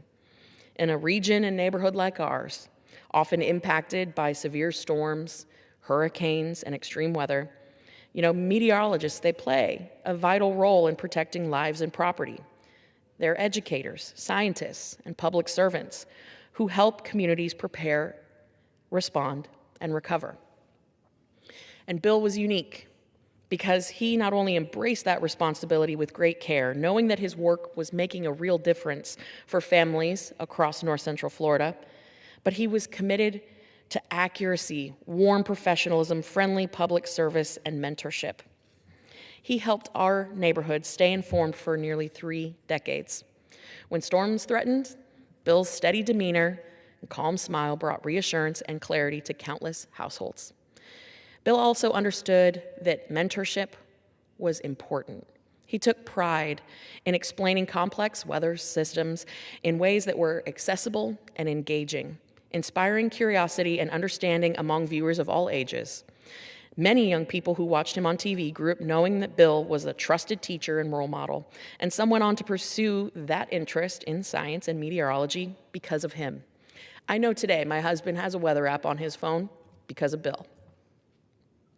So we honor Bill today, not only for his remarkable career, but for his compassion and dedication to the people around him. He took great pride in educating viewers and inspired many young people. His legacy will continue across our community for years to come, leaving a lasting impact on his colleagues, viewers, the TV20 family, and friends alike.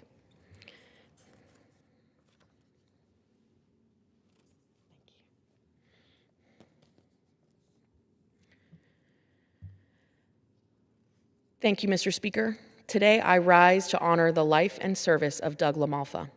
He was not just a member of Congress, but more importantly, a farmer, husband, father, and friend. A man whose character was shaped long before he ever set foot in Washington. Doug LaMalfa was about as salt to the earth as you can get. For him, farming was not just something he talked about in speeches. It wasn't a paycheck. It was something that he lived.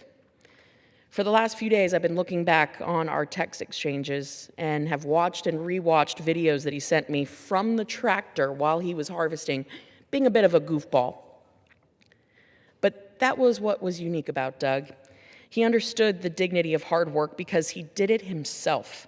Long days, unpredictable seasons, and quiet responsibility of caring for land and providing for others formed the foundation of who he was.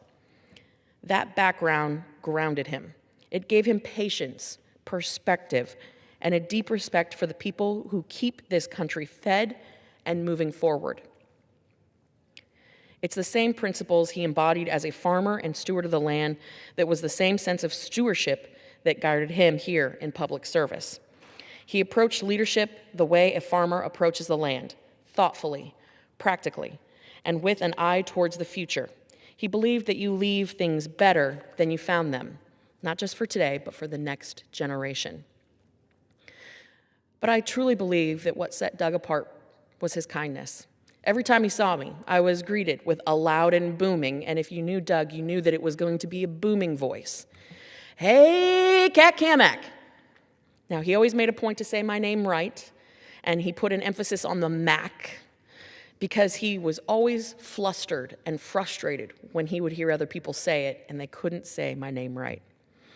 So when he wasn't doing that, he was asking me about how Big Daddy Garlitz was doing, the drag racing titan who calls my district home, or he was asking about how sweet baby Augie, my newborn daughter, was doing. He was always teeing up some goofy story or taking a funny selfie, and it's those same goofy and wholesome selfies that have dotted my photo album on my phone for the last 5 years. Those that knew him best will tell you that it was his compassion that was quiet but genuine. He listened more than he spoke, and he treated people with respect regardless of who they were or where they came from. Whether he was meeting with a constituent, helping a neighbor, or working alongside our colleagues, Doug never forgot that public service was about people, not politics. When the news broke about his passing, a constituent of his wrote a note to me sharing a story of how she had just lost her husband and was in shock. She'd ordered a flag to be flown over the Capitol in honor of a friend's birthday who had been with her through the loss of her husband. But due to a mix-up, the flag had never arrived. She said she had, quote, given up on it. Well, fast forward, On a Sunday morning, she answered a knock at her door. She was in her PJs and a hoodie. And she found Doug LaMalfa standing there, flag in hand. He explained that it had been returned to his office due to a mix-up in the mail, but knew that she would want it. She was so impressed that not only did he get her the flag, but that he delivered it personally and on a weekend.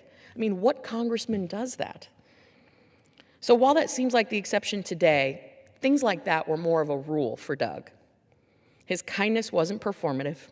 It showed up in small moments, like taking the time to return a phone call or show up on a Sunday to deliver a flag, checking in on families during hard times and seasons, or just standing up for communities that often feel unseen or unheard. Doug LaMalfa carried the values of rural America into the halls of Congress, of faith, hard work, generosity, and resilience. He never lost sight of who he was or where he came from, and because of that, he never lost sight of who he served. And so today, and hopefully every day, we remember a farmer who answered the call to serve his country, a public servant who led with integrity, and a man whose legacy will live on in the lives he touched. May we honor him by carrying forward those same values of caring deeply, working hard, treating one another with kindness that he so naturally gave, because Doug would want it that way. Thank you, Mr. Speaker, and with that, I yield.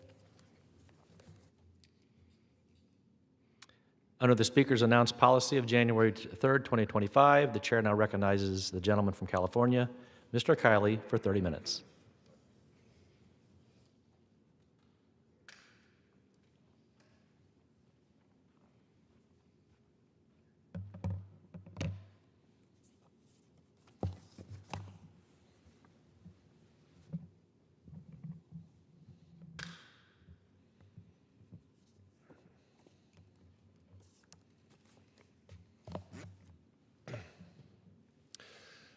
Mr. Speaker, I want to take a moment this morning to examine the biggest fraud scandal in the history of California and probably in the history of the United States.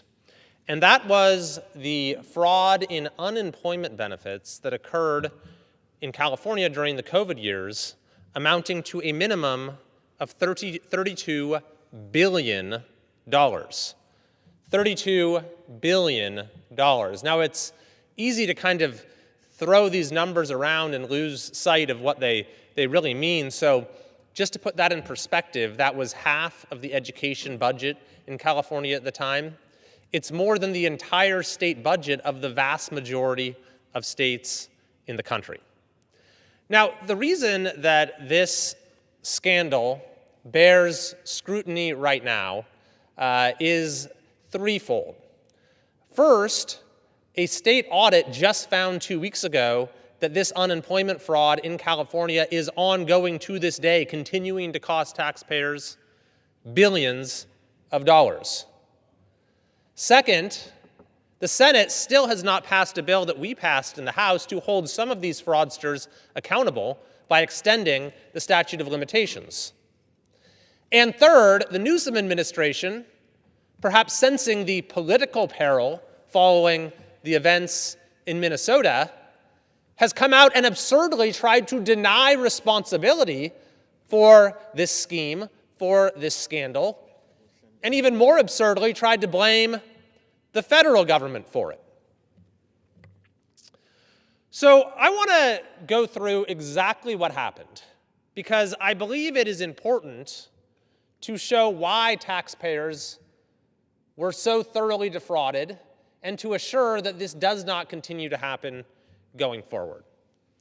The reality is that the fraud that occurred in California took place despite the repeated warnings of the federal government. And it was uncovered not by state officials, but rather by local prosecutors. On November 23rd of 2020, county prosecutors, a group of 9 of them, disclosed what they called the most serious fraud, significant fraud of taxpayer funds in California history. Now, at the time, they said they could only prove $1 billion. So $1 billion was already the biggest fraud of taxpayer dollars in California history. Now we know that it was at the very least $32 billion. Contrary to what the Newsom administration is trying to say now, at the time, the district attorney of Sacramento County, Anne Marie Schubert, said, quote, "We have asked and implored the governor to turn the spigot off." She said the governor's unemployment development office was not doing common sense things like cross-checking claims with prison rolls, something that the vast majority of other states were doing and that the federal government had advised. She said this made the scheme, quote, "relatively easy." She called the governor's response slow and non-existent. She advised Governor Newsom to, quote, "look to other states for solutions." The district attorney of Fresno County, Lisa Smitkamp, said that Newsom, quote, "did nothing until the elected district attorneys brought it to the media," adding that she did not think the state has a handle on it. Those were comments made back in November of 2020. The following January, the state auditor came out with a report that laid forward in very precise detail exactly how significant the failures of the Newsom administration were, specifically with their unemployment office known as the EDD. A heading in that audit said, quote, "significant weaknesses in EDD's approach to fraud prevention have led to billions of dollars in improper benefit payment." Among the key findings, despite repeated warnings, EDD did not bolster its fraud detection efforts until months into the pandemic, and it suspended a critical safeguard. The audit goes on to list examples of where suspicious addresses were simply ignored and the claims process. In one case, more than 1,700 claims came from a single address. From one address, 1,700 claims, and yet the checks were issued. One of the problems, as mentioned, was there was no cross-match system to cross-match the claims against the prison rolls. So you actually had checks that were being sent to state penitentiaries, to state prisons. Here's a timeline of the aforementioned warnings that actually came from the federal government. Now, this is significant, again, because the Newsom administration is now claiming somehow that it was California that warned the federal government, when in fact it was exactly the opposite, and other states followed these warnings. California didn't. In April of 2020, the United States Department of Labor sent instructions for implementing the Pandemic Unemployment Assistance Program and told states to take reasonable steps to deter and detect fraud, including audits. The following month, in May of 2020, there was a second notice from the U.S. Department of Labor, a warning to states to maintain the integrity of the unemployment program. Later that month, in May, the U.S. Department of Labor requested data from California, and the Office of the Inspector General warned California that the state was likely to see at least $1 billion in fraud based on new claims from March and April. During this time, the Newsom administration's EDD office had exactly two staff members who were responsible for reviewing suspicious claims. Newsom's EDD also allowed the backdating of claims until September of that year. So if you were a fraudster, you could simply claim that you had worked a certain number of weeks, previous weeks that had already passed, and there was no verification needed at all. The problem of suspicious addresses got even worse. The audit reports there were 26,000 addresses listed as suspicious, with 500,000, more than 500,000 associated claims. The audit concludes our review illustrates that EDD continues to pay claims despite having evidence that they are very likely fraudulent. Again, this is a finding, this is a talking point not from the governor's political adversaries, not from people on social media. This is a report from the nonpartisan California state auditor in January of 2021 saying that our review illustrates that EDD continues to pay claims despite having evidence that they are very likely fraudulent. The audit continues that between March of 2020 and early January of 2021, more than 2.2 million claimants did not satisfactorily answer requests that they provide identity verification. In fact, there was another problem that then emerged from this, that people became victims of identity theft. And then they ran into issues like they had to pay taxes on wages they hadn't actually received. As mentioned, the audit also notes that EDD was unprepared to detect and handle the hundreds of millions of dollars in fraudulent claims associated with incarcerated individuals. I mean, how crazy is that? That you had claims coming in from state prisons, and those claims went out hundreds of millions of dollars. As the auditor says, as we described throughout this report, EDD's approach to fraud prevention and detection demonstrates the weaknesses caused by its, quote, poor planning and program management. Local media reports at the time substantiated all of these claims, including in publications like the Sacramento Bee and the Los Angeles Times.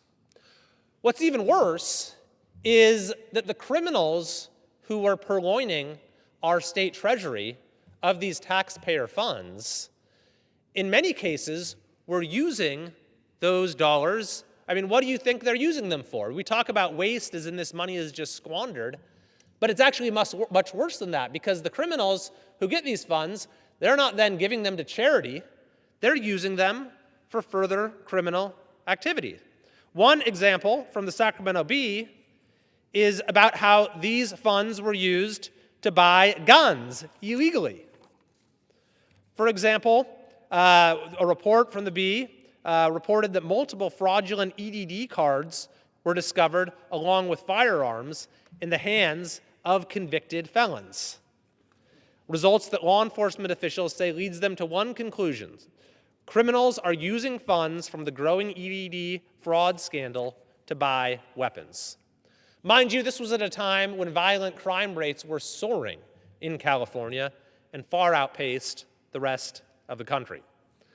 Just to give you a couple examples, the Torrance police found that more than 24 people had been arrested in the fall of 2020 for alleged unemployment benefits fraud and identity theft. The 27 suspects used stolen identities to obtain over 130 EDD cards, and when they recovered these, the authorities also found $150,000 in 4 handguns, including 2 without serial numbers.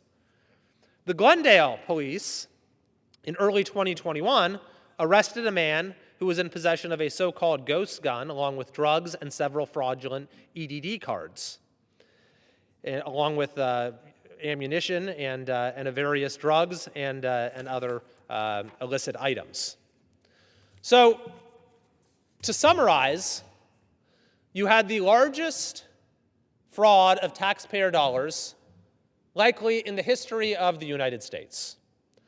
The nonpartisan state auditor in California, along with nonpartisan prosecutors from throughout California, clearly identified the negligence of the Newsom administration as enabling this fraud to occur, which far outpaced anything that occurred anywhere else in the country.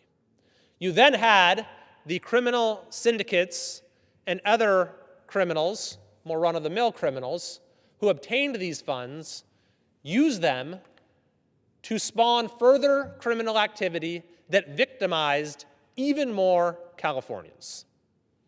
And now, 5 years later, the fraud continues. The administration still hasn't learned its lesson. The same state auditor just found that EDD remains one of 8 high-risk agencies in California, a number that has doubled during the Newsom administration.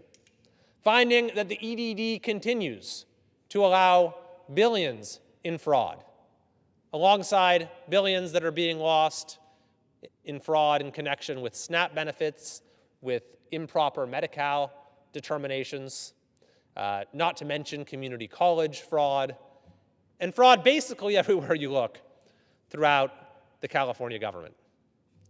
And so now you have the governor insisting that no, none of this was his fault. California did nothing wrong. He's even made up bogus numbers like he somehow prevented $125 billion in fraud. So the concern is this. If the governor and his administration are unwilling to admit any responsibility whatsoever, despite the clearly established evidence of their responsibility, how can we expect this problem to ever be fixed? I will tell you, I am working in a bipartisan way here in Congress to bring accountability for the vast fraud that continues to take place in California so that our tax dollars do not have to see their hard-earned money going to criminals and can finally start getting a reasonable return on their investment in our state government.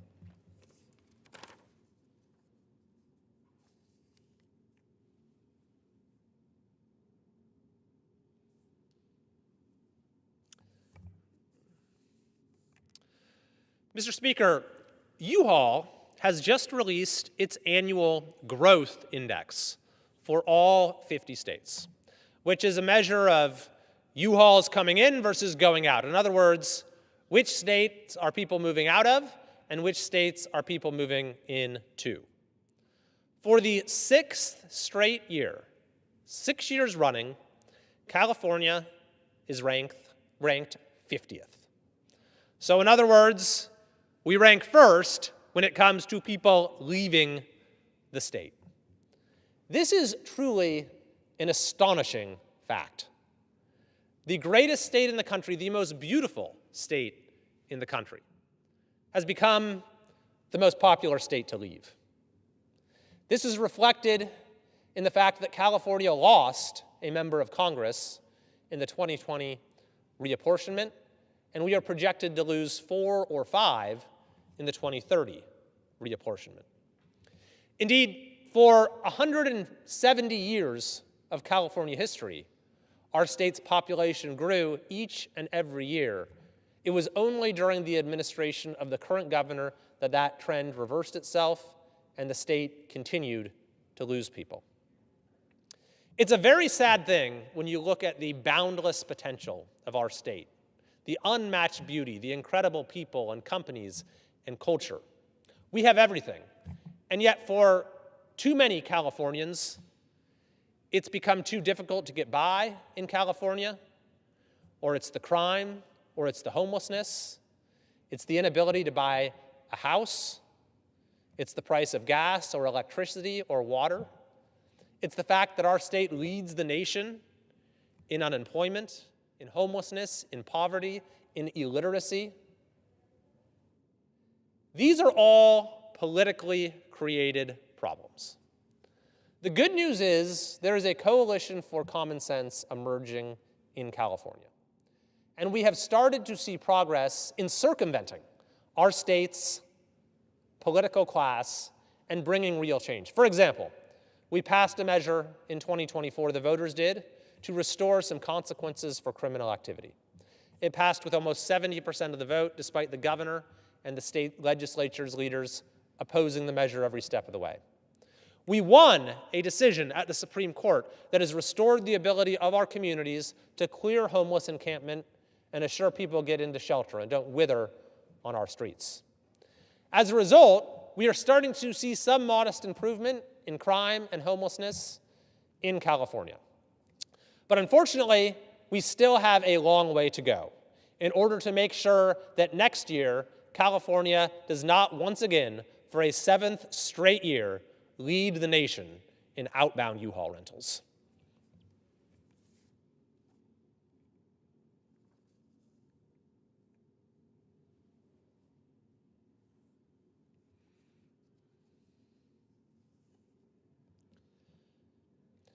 Mr. Speaker, there is currently a proposed ballot measure in my state of California to impose the nation's first ever wealth tax. And in response to this proposal, you are already seeing an exodus from California. Because while the measure won't be presented until November and wouldn't take effect until next year, the language of it ensnares anyone who was a resident of California until January 1st of this year. So it would actually try to apply itself to former residents. Now, California already has the highest income tax of any state in the country, the highest gas tax, the highest overall tax burden.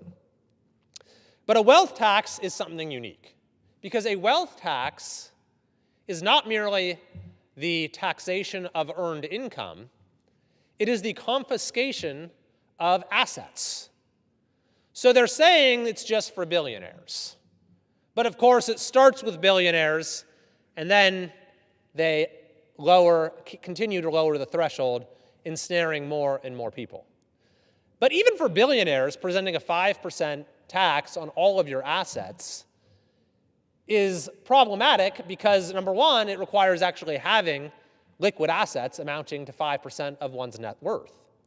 But number two, what you're already seeing happen is entrepreneurs and job creators are simply leaving the state to avoid this unique penalty.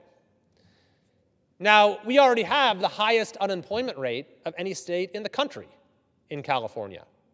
So it really doesn't help that now the state is causing even more job creators to leave the state. But what's especially threatening about this is that our state's tax structure is essentially a house of cards, because you have, even the governor acknowledged in his State of the State yesterday, you have a system that is incredibly volatile, where the top 1% of earners account for 50% of the tax revenue. And so if you have this wealth tax that's suddenly going to cause the highest earners not to want to have anything to do in California, the state's finances will collapse. The entire house of cards will come tumbling down. This is not to mention the myriad constitutional problems with this proposal, not least the idea that they're going to try to apply it to former residents. It also isn't to mention the problems of administrability, which is why if you look to other countries that have tried to impose some form of a wealth tax, they have quickly rescinded the policy because it turned out to be a disaster.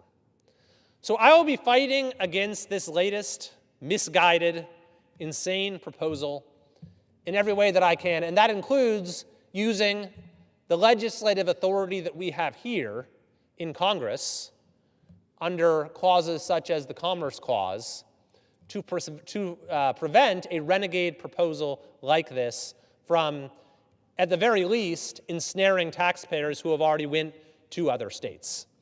California has, for too long, gone down the road of overtaxing its citizens, overregulating its businesses, overburdening its citizens, but this would simply be a bridge too far. Thank you, Mr. Speaker. I yield back.